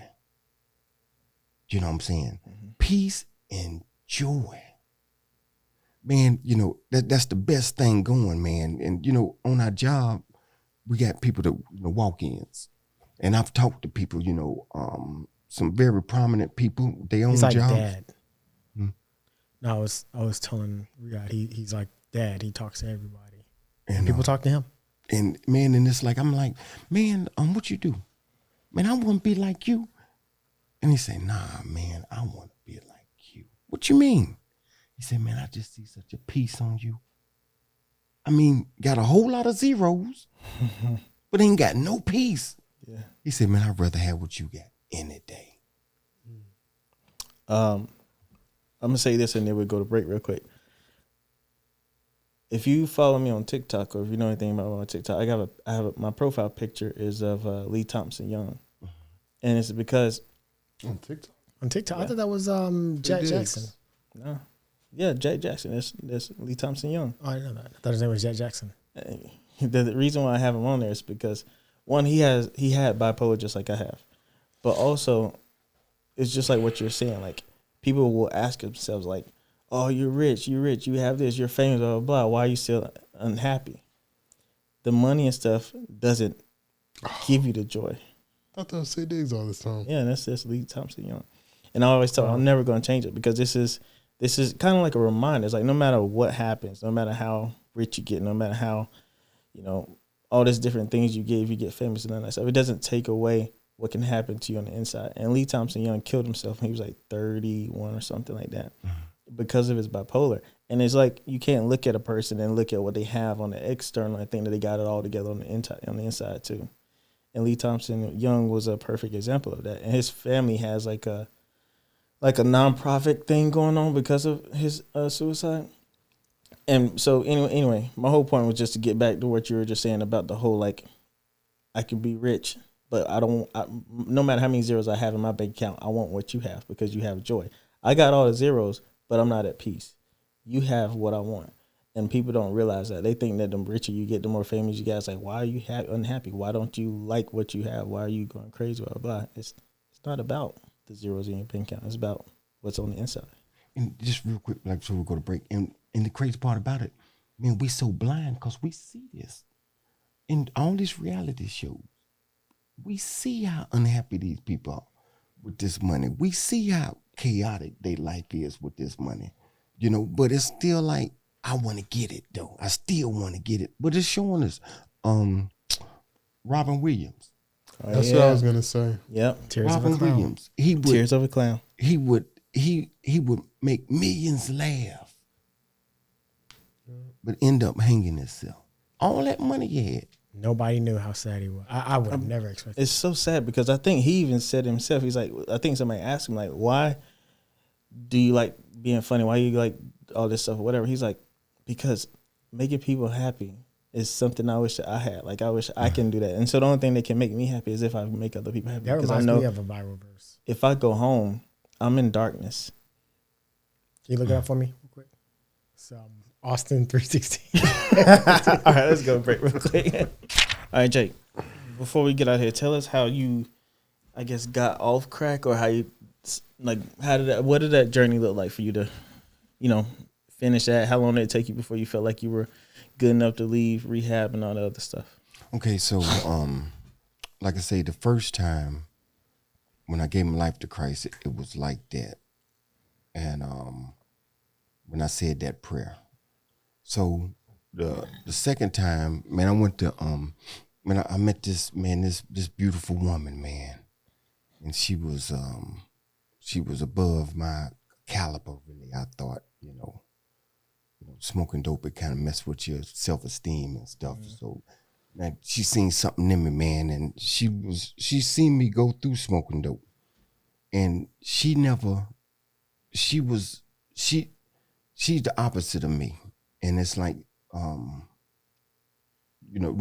street or no hood in her at all. Yeah. So it's like, man, I'm not used to this shit. Baby, I'm not gonna do it. It was like, okay, every 6 months, it seemed like every 6 months you go back and getting high again. You're getting high. And baby, just work with me. And the crazy part about it, like I say, man, we would go to church. I'm saying, I'm the Jesus freak, but it was almost like, how can I talk to her about Jesus? I'm telling her the truth, but how can I talk to her and she really accept what I'm saying? So she liked to go to church, So we was going to church, and it was like everything that I said, getting high, and after coming off of it, getting high, then the preacher would talk about it. We didn't have no relationship with the preacher, but it was like he would reconfirm, man, you can let him go. But, God got him, and he would just reconfirm it. So, man, for the first time in my life, I bought some dope. I bought a 8-ball of dope, $150 worth of dope. And I got high by myself. First time in my life. First time? Yeah.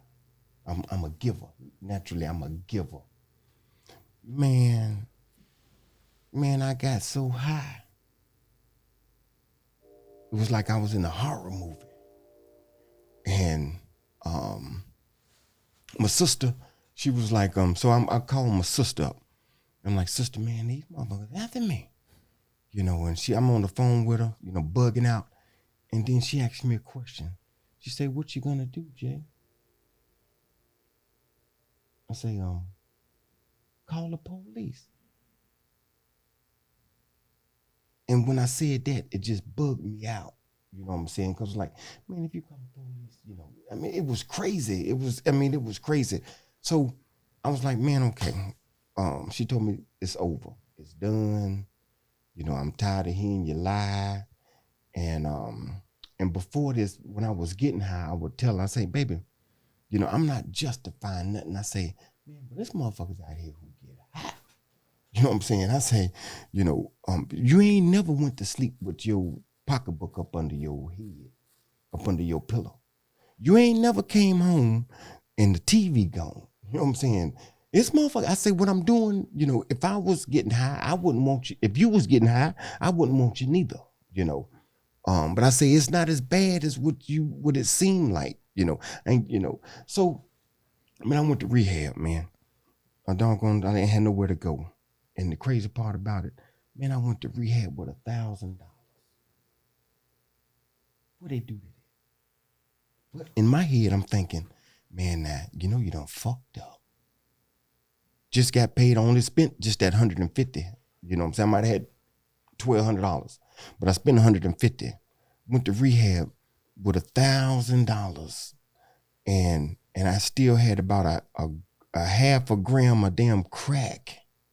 So I got into the detox, went to detox, and in the midst of, you had to be in there 3 or 4 days. So I'm in there, and like on the second, third day, you know, saying I'm bugging out, this high as I ever been. And I got this dope in my mouth. I was able to go into rehab with the dope.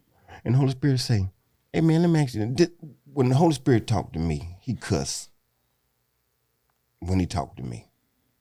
And I'm in the rehab, and he say, hey man, let me ask you a question. He said, what the fuck are you gonna do?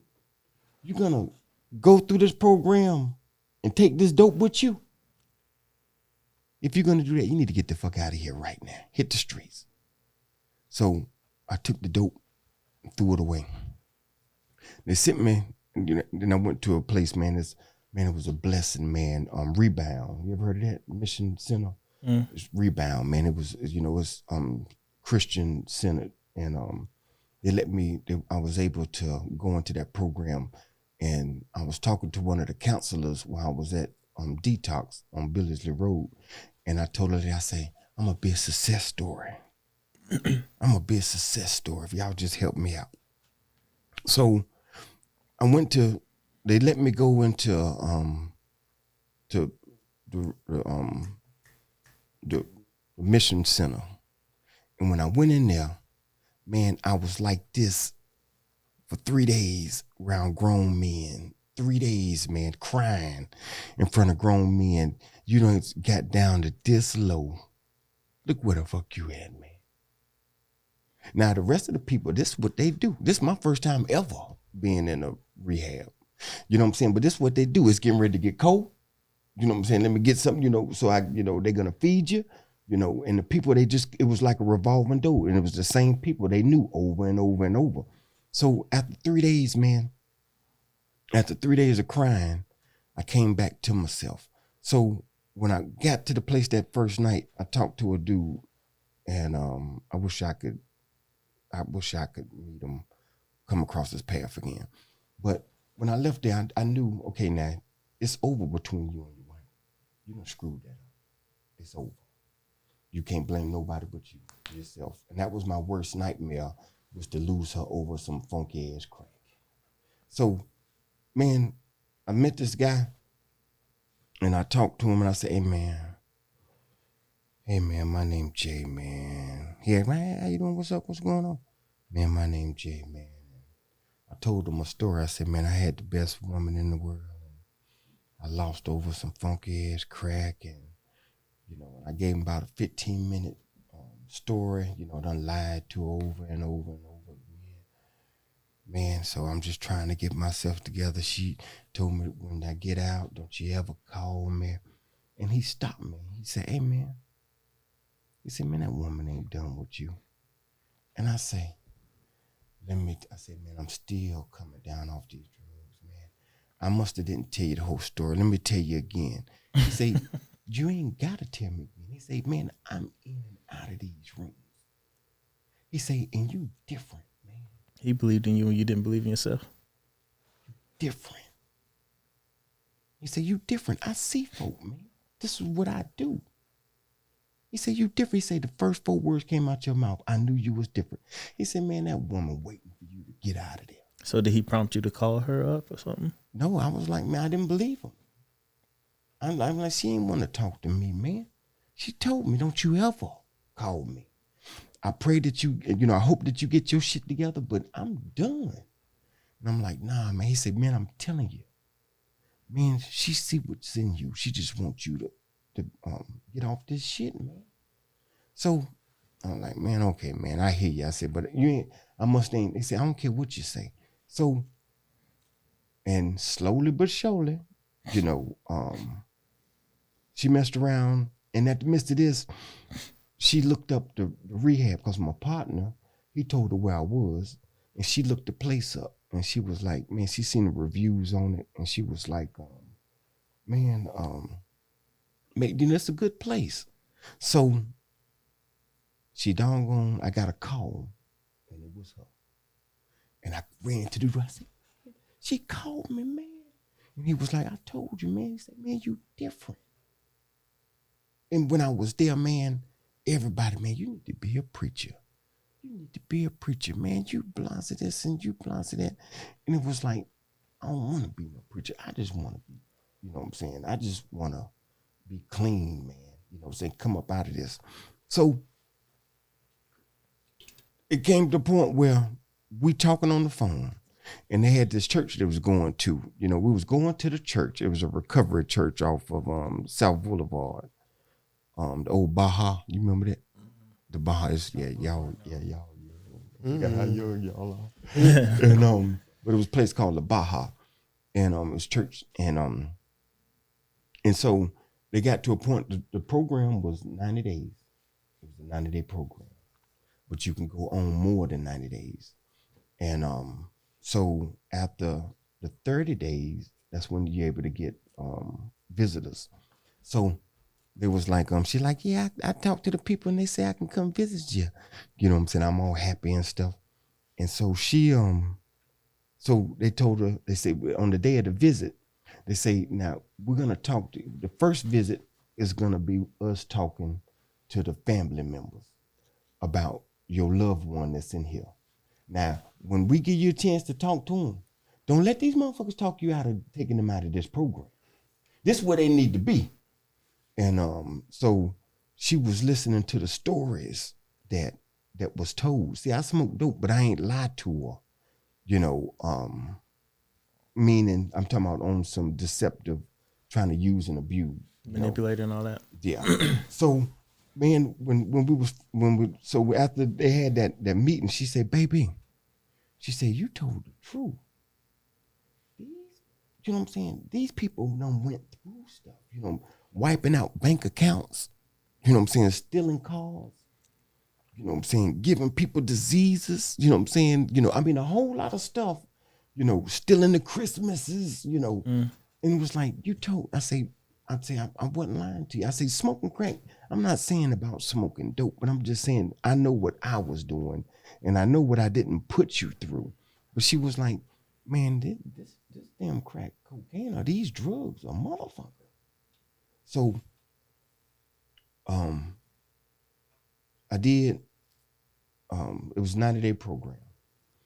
But, you know, man, I got myself together, man. One thing about it, before I went in, they take your phone, and I thought that I couldn't live without social media, man. You know, And when was this?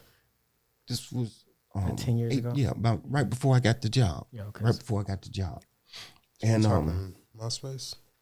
No, 8 years ago. Instagram, Facebook, and everything. You know, it's funny when we talk about addiction right now. I feel like social media is addiction for people too. It is. Yeah. I mean, it's just as bad, and it can be even worse because it's like you looking at somebody who living a life, they living a lie. It's easy to lie on social media. Yeah, but you looking at that lie as the truth, and you looking at your life better than their life, but they making it look like. I think here's one thing too. You talked about earlier about how people look down on the phrase crackhead. Yeah. But you were talking about there's dope heads, weed heads, sneaker head, all this other stuff, right?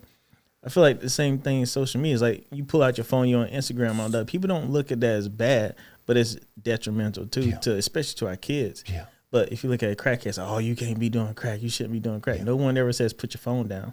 No one says, you know, turn your phone off an hour before you go to sleep. No one says don't look at your phone first thing you do when you wake up in the morning because it's normalized. But obviously crack is not. Yeah. But I think it can be detrimental too. And nowadays, the crazy part about it, see, I'm like I say, I'm on Facebook trying to be a content content creator. And so what, they give you things, they give you suggestions to do. And what our life is right now is mostly shorts. Do you know you can watch, if you can get a 15 or 12 second short, you know how many you can watch in an hour? And then 2 hours go by and you don't even, it's like, you don't TikTok. know. Yeah. I mean, you know what I'm saying? And you don't know these people from nothing. And all this mostly is like to give you a laugh or a giggle, and with that, man, it's like, for me, what I see, it's a lot of inspirational, we ain't gonna say inspirational, it's a lot of motivational speakers out there. Mm. But the kicker to it is, man, we got all this motivation speaking, man, but you gotta take one. It might take you 5 years just to do a 12-second motivational speech. It might take 5 years, 6 months, you know what I'm saying, or a lifetime to even achieve that one. So when you listen to all these, it's just like, well, at least I'm listening to them. But if you ain't putting it into practice, it's useless. It's useless. So, man, I got and seeing then my wife, she wasn't my wife at the time. She said, because I'm very transparent. And she was like, man, cause the family loved me. When I was going through my drug addiction, they would be like, man, you done changed my daughter, man, or you done changed I done seen a change in my niece. Everybody done seen it. My cousin, she done changed since but they didn't know that they was dealing with the drugs. So everybody loved me. And she was like, with the mask on, she was like, now you in rehab? What I supposed to tell my family? I said, tell them I'm in rehab. What the hell you mean? Tell them I'm in rehab. Now this is her family. And when she told them, guess what they said? Tell them we're rooting. Yeah, of course, yeah. You know what I'm saying? And I'm talking about minute. Tell them we're rooting for them. And we'll see them when they get back. So, that's love. Yeah, I mean, I'm talking about, man, they love me, man. My mama died, I got another mama. My dad died at 24, I got another daddy. Man, I got aunts and uncles on her side of the family that I can't say that they love me more than my other aunts and uncles, but we sure do talk more than my blood aunts and uncles. I feel like that's how marriage is supposed to be. Like when you get married, both families are supposed to blend, be together. Yeah. Like if I get married, I want my wife's sister to be my sister, my wife's brother to be my brother. I want to be able to talk to her mom like I talk to my mom and vice versa, her and my family and everything. And I feel like a lot of people, they get married and it's like, all right, let's cut the family out. Yeah. It's just me and you and the baby or our kids or our dogs or whatever.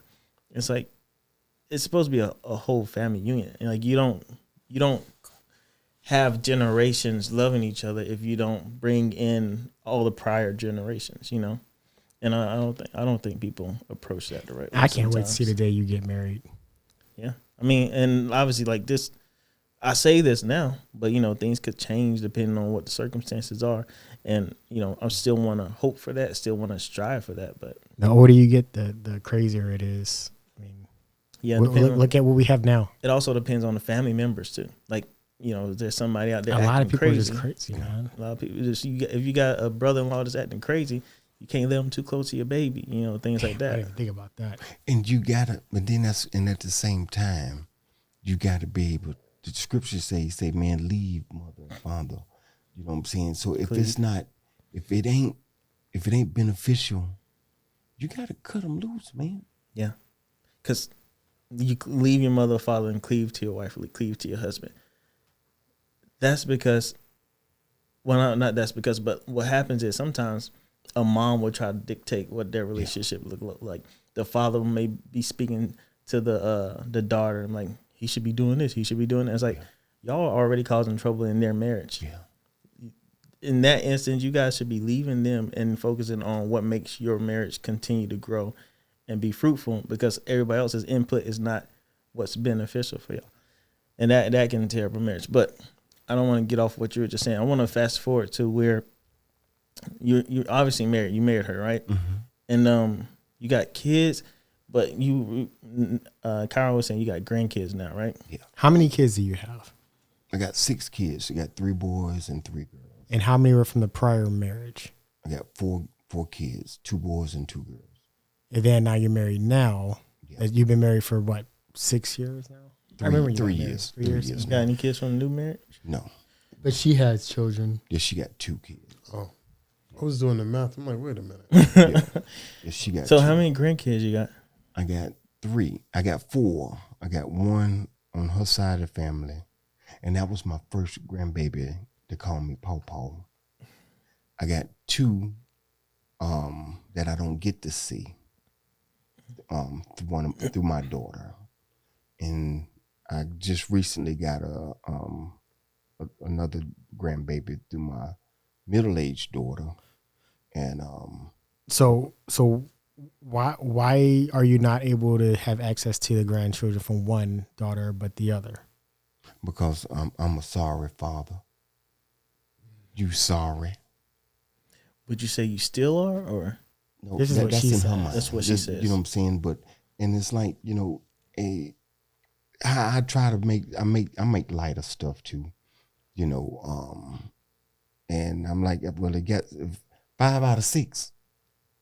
That ain't too bad. You know what I'm saying? But you're trying and you're putting forth the You effort. know what I'm saying? yeah, I get 5 out of 6 say I'm all right. You know what I'm saying? If you have with your child, would you let your if your father wasn't there for you, would you take that out on him by keeping your child away from him, like a bitter baby mama? I don't know. I think that's just like an emotional response to just keep somebody away from your kid for that long. But I think after a while, you have to be, you know, like we talked about with Cooper, you got to step out of that emotional room and be a little bit logical. But all right, Good callback. how is he doing now? Like, is he genuine in recovering? Is he genuine in trying to establish a relationship? Is he genuine in trying to be better? If that's the case, then yeah, I want my kid to have a relationship with my father.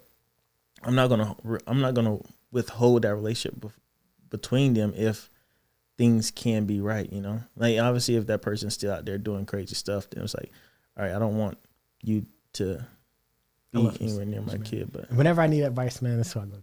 Yeah. He's like a sage. He's like 20 years older than me, but Why does your one daughter think that you're no good dad? Or sorry, father? First of all, I had it when I was 18. And to be honest with you, I loved her so much that she was staying with her grandma. This is the first time I ever said this publicly, but she was staying with her grandma. And her grandma fell on some hard times where she needed somebody. She needed a place to stay. And the only way they can get up, placed faster if my daughter was in her custody. So I wrote out. I gave up. oh, You know what I'm saying? So before I did it, I was clean. I was clean. And when this situation came about, I'm clean. And I went down to a mediator. It was a group of people, who was going through court, whatever.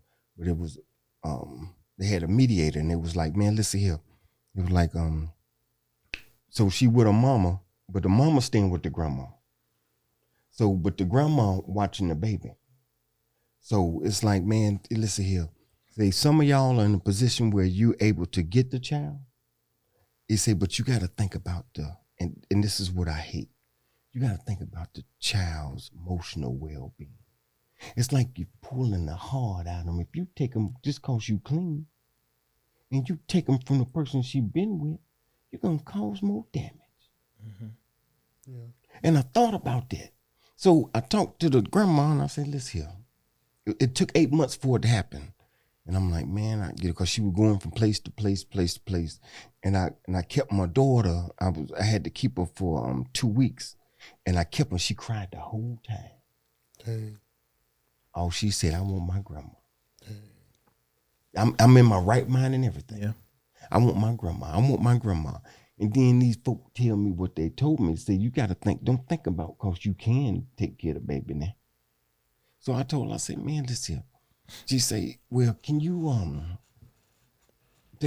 asking you again, what did you come up with? I say, man, I don't want to do this. I say, all she got to do is get wind of this. And all she got to do is say, I gave her away. And she was like, Jay, I would never do that, Jay. I promise I would never. She, you talk to her. So, and then the mother, she don't go and badger him about it. Man, just go ahead and sign the paper. You ain't giving it away. It's just for blah. So I finally did it. And when I did it, it was like, I would call her and she was happy to get on the phone, but when she hear it was me, and then it was like, oh, hey, Dad. And I was like, man, try to pick up where I don't want to go. You know what I'm saying? I don't want to go. Well, Jay, she says she don't want to go. She says she don't want to go. So my daughter think I gave up. Yeah. How old And I was she? did. How old was she then at the time? I'm going to say, my math ain't too good. I'm going to say maybe 9, maybe. Okay. Mine's pretty much aware of what's going on in the situation. I think I was 9 when my parents were going through their little custody thing. So when you say she was with her grandmother, this is her mom's mom? This is her mom's mom. It was her great grandma. Okay. It was her mom. See, her family, she was the backbone of the family. So they would, everything revolved more around her. So it was a whole lot of people, you know what I'm saying, in the house. Yeah. And she was grandma. Okay. 2 more questions. So you signed the custody over to that great grandma or to her mom? To her great grandma. So the mom was living there, but the great grandma was just watching her. Yeah, but she had the mama had to sign over too.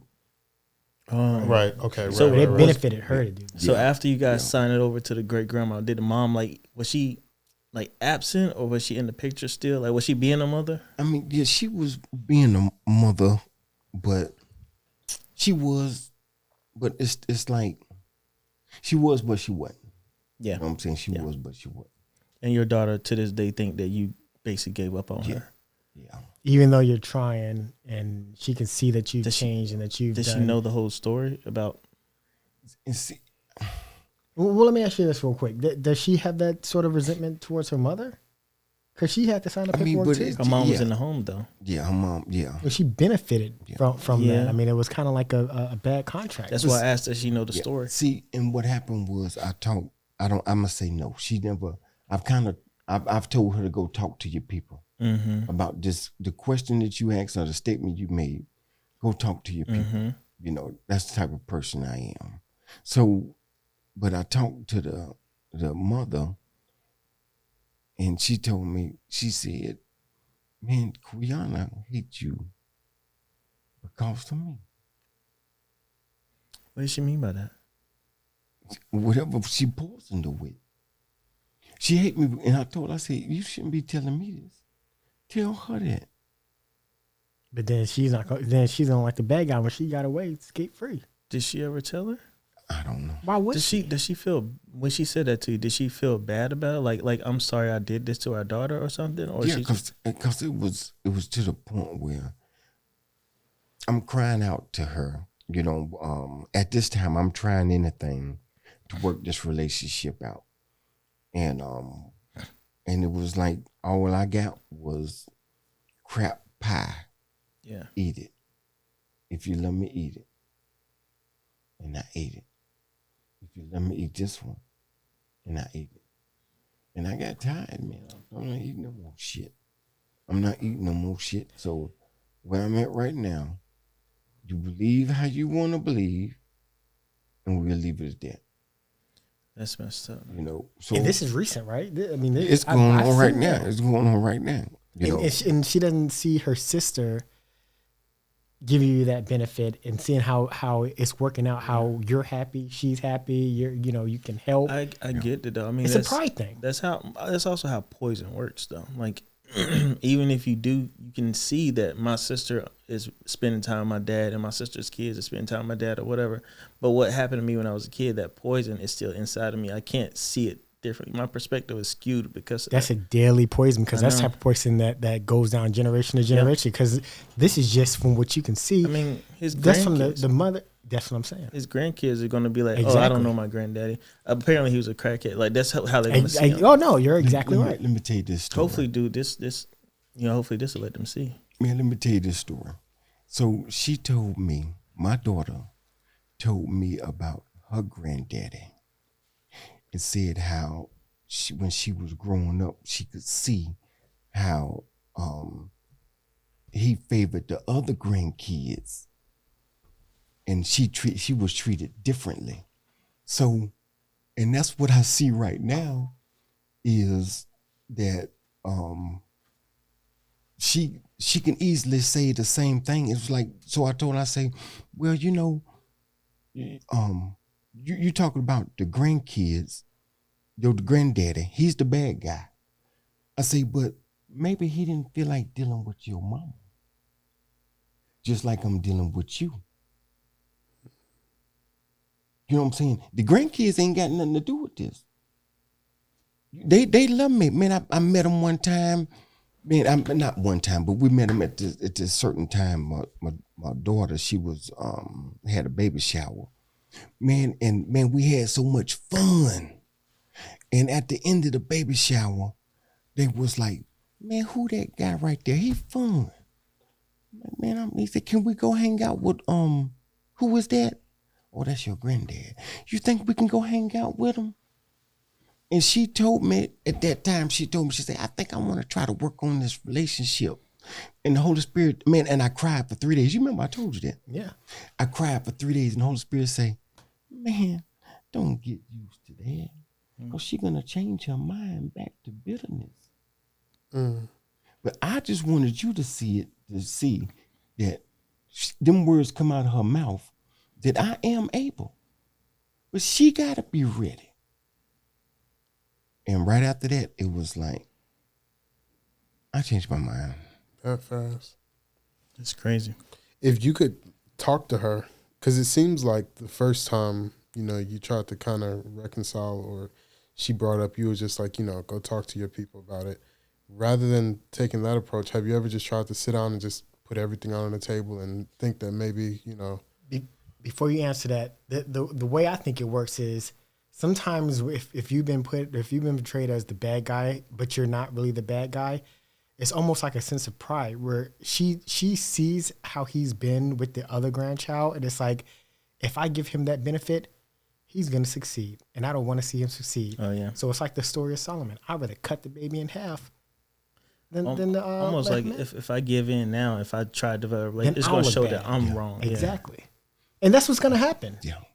Because he'll welcome the baby with open arms. And the baby will see, oh, he's a good person. It's like us with our dad. Mom never said anything negative about dad. She never said, well, you can't go see your dad. She said, you want to call your dad? Call him.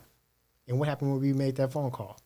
No return. That sucks. Because, I was just talking to my friend the other day about something that she was going through. And she was like, it's crazy because, I know what the right thing is, but shame doesn't allow me to do the right thing. That's right. And that's what's happening. It's like, I'm ashamed because I know that I'm the one that's doing the wrong thing here. Right. And if I give in, it makes me look bad. But that's not how you should be looking at it. It's like, if I give in, then I'm helping and making this better. It's not like I look like the bad person. I don't want to stop thinking about that me animosity. Like she's gonna spread that to her daughter. The That's daughter's gonna grow up feeling the same way, and that man ain't done nothing It's a wrong. vicious cycle. And it's not. I'm not relinquishing him from anything that he's admitted that he's done wrong, but it's like he's improved. He's a different person. Whether you like it or not, he's a different person. And if given the opportunity, he'll show it. But he'll never get that opportunity because by doing that, she'll be admitting her own fault. It's real messed up. And it's like, man, when I went to rehab, at the final, when it coming to an end, it was this class, it was this, they had this this counselor, and on her door, she had a mirror. This thing, it still hits me to this day. On her mirror, it had some words up under it. And the only way you can read that if you was in the rehab, and it says, you are looking at the problem. Man in the mirror, Mike Jackson. You looking at the problem. So if you don't hold accountability, ain't nothing gonna change. You know, so it's like, man, you know, man, I love my daughter. But I'm not eating. I've tried everything, and it's like, man, I'm not subject myself to more pain. But something, you know, I mean, you know, I say that I'm a sorry father. This is what I was gonna say while I was saying that. This is what I come to find out is, if I was to ask her, do she love her kids, or just anybody? Man, do you love your kids? What you gonna say? Yeah. But the truth of the matter is, do you love them more than you love yourself? Yeah. And most of the time it's not. Do you love them more than you love yourself? No. That's the problem with parenting now. You're right. A lot of people don't think that. I think I told my friend one time, it's like the problem with a lot of parents now is that they don't know how to die to themselves to give their kids what they need. They don't know how to relinquish the things that they want for the things that their kids need. It's the story of Jesus. They wrote a book about it. I mean, sometimes you have to sacrifice yourself for the better good for your children. Boom, there you go. You have to die for them metaphorically. And a lot of parents, they're just narcissists. They don't want to do it. They're not going to do it. You know, so. Man, and swallowing your pride and doing what you know is right. And I think about, like I saying that, you know, it's like, and a lot of times, man, I want a relationship with my grandbabies, man. I do. And she know I do. She know I do. But this is the only power that I got over you. Is me not letting you see your grandbabies. Mm-hmm. And you got to eat shit. And I got to eat shit. But, man, where I come from, I'm not eating no more shit, man. I'm not eating no more. You know what I'm saying? I can't do it no more. You know, so if I got to look like, I'll be the bad guy. But one thing they can't say, and that's the thing, is like, man, if her family members, see, man, it's so crazy. My grandbaby just had a birthday. My daughter's grandbaby just had a birthday. I didn't post a picture because I'm giving her, you know, because I've done that before. You know, you don't do that. These her kids, that's what I had to find out. These her kids, these ain't my kids. Did she get upset about that? Yeah, no. She might have. You know, see the thing about it, none of my kids has ever disrespected me, but they let it be known I can't stand your guts, nigga. But I ain't never been disrespected. So it was like, you know, the mother called, his grandma called, hey, you know, so-and-so birthday, I know it's his birthday. You gonna call? I say, I'll think about it. You know what I'm saying? I'm thinking about it. Did you call? No, and I'm not gonna call. Well, you better call. You need to grow up. You need to be the man in this situation, the grown up. No, she grown. She 30-something years old. You know what I'm saying? So you can't pick and choose when to be grown. She grown. And it's like, why am I call my grandbaby that I don't get to see? To disturb his peace. Who is this right here? Who is this? I love him enough to leave it alone. But, okay, so it was like, okay, I got a dilemma because her birthday coming up. And, man, I post her all the time. And it was like, you know, and the mama, my baby mama, she say, if you don't call this baby, you're going to make me hate you again. And guess what I did? I didn't call. I'm growing, man. I'm not being moved by your emotions. When that baby gets older, she's going to be able to see the truth. Yeah. Microphone. Why'd you get so far away? When that baby gets older, she's going to see the truth. Listen, stop. I didn't put this here. Where'd that It's duck on come camera. from? It's on camera. Oh, Where'd this that is duck duck come you from? talking about? Yeah. Where'd that duck come from? I don't know. I just looked over and saw it. It's on camera. Can I tell this story? Go ahead. That's all I want. Don't touch it. That's a fingerprint. So, yeah, you can attest to this. Yeah. Monday when I came into work, listen, every day this week I've gone out to my car and there's been ducks on my car. And I've been, people do stuff like that. They may leave a duck if they think your car is nice as getting ducked, but they do it with Jeeps. I don't drive a Jeep because I'm not poor. But I seen that on my car, and when I picked it up and I looked at the bottom, I noticed that there were numbers on it. Now, the numbers have been in a sequential countdown all the way down to 1. Microphone. Starting at 10, and then like 9, Just 8, bring it to you. You're not getting any 7, levels 6, on 5, 4, 3, 2. So yesterday I went out, and it's been at different locations. So I'm trying to like pinpoint who it could be. But it's been like at home, at the job. So it's like who's been at both places. So yesterday when I went out to work on my car, 3 ducks. 4, 3, 2. So I'm like, all right, now I'm kind of scared because that means 1 is next. And what happens at 1?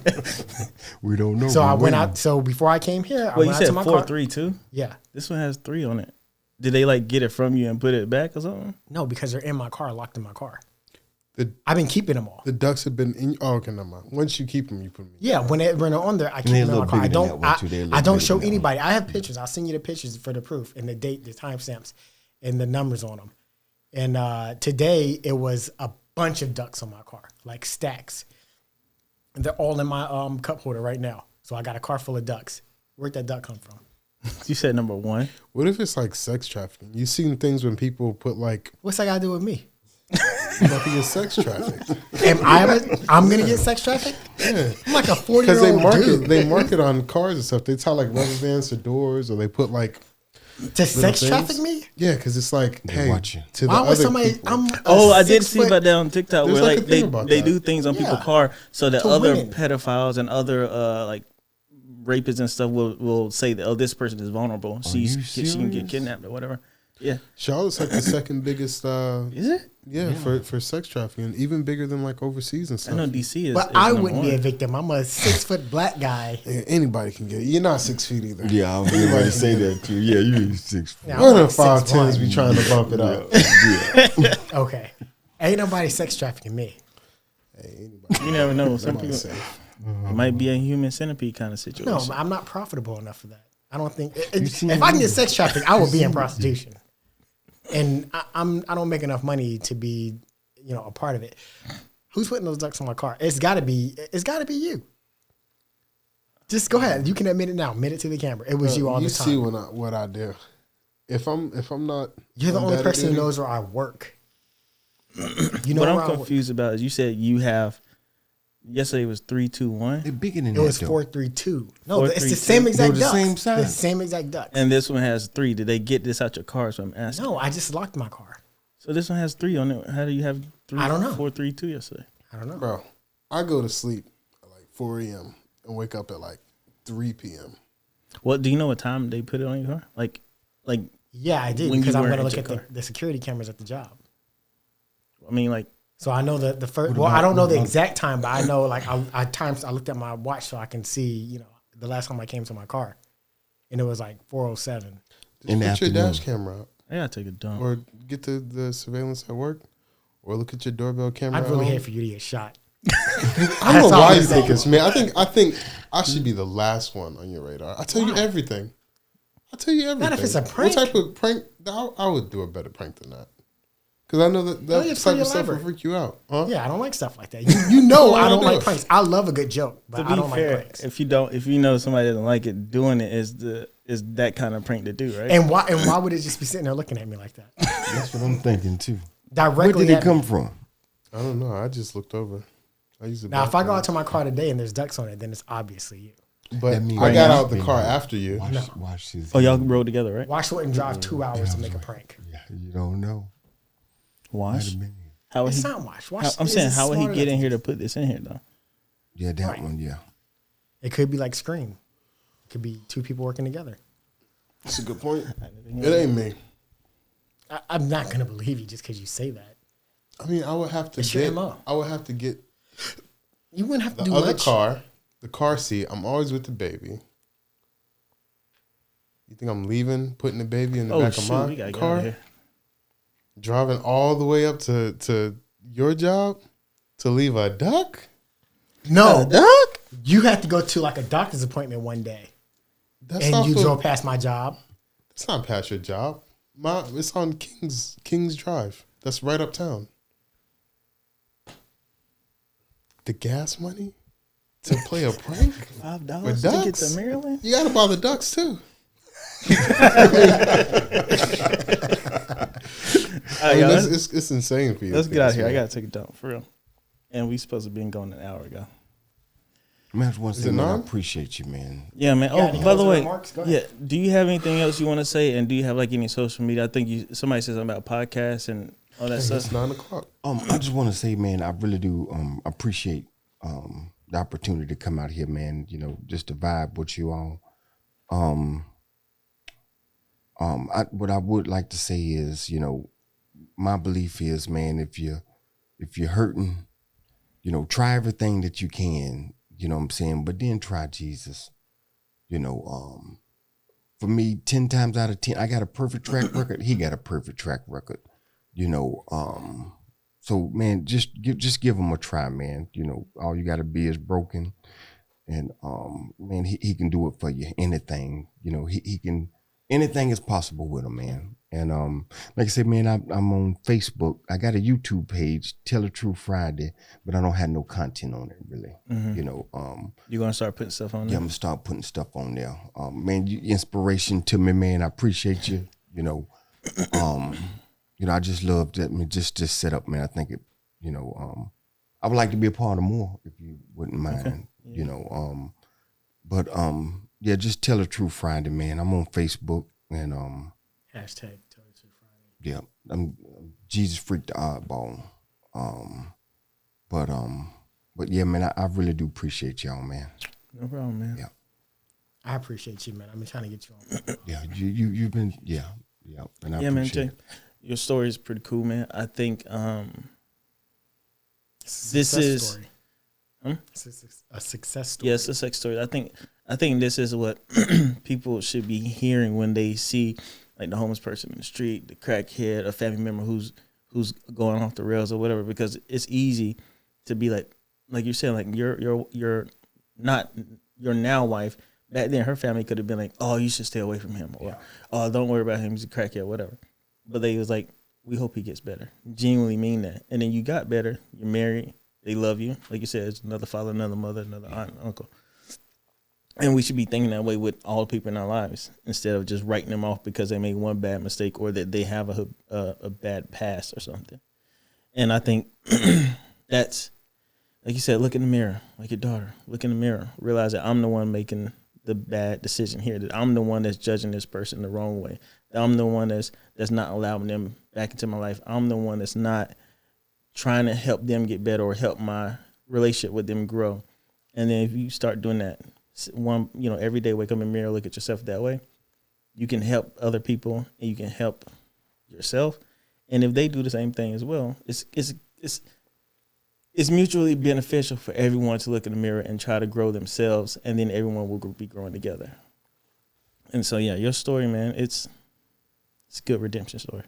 And I just like to say, man, you know, and the crazy part about it is how good God is a lot of times if you didn't know me, you think that I would tell a lie. I couldn't see that. I couldn't see that in you, man. So, you know, God, you know what I'm saying? He will restore your youth to you, you know, take it where you go through fire and don't smell like the smoke. You know what I'm saying? And that's why the most beautiful part about it is me being transparent, because everybody going through, everybody, you know what I'm saying? And like I talked to this guy, if I'm going through something, he'd be the first one to know, you know, and it's more like, you know, just letting him know, man, I'm human. You know what I'm saying? Man, I'm human too. You know, I walk around here happy-go-lucky, you know, but this is what I'm going through, you know.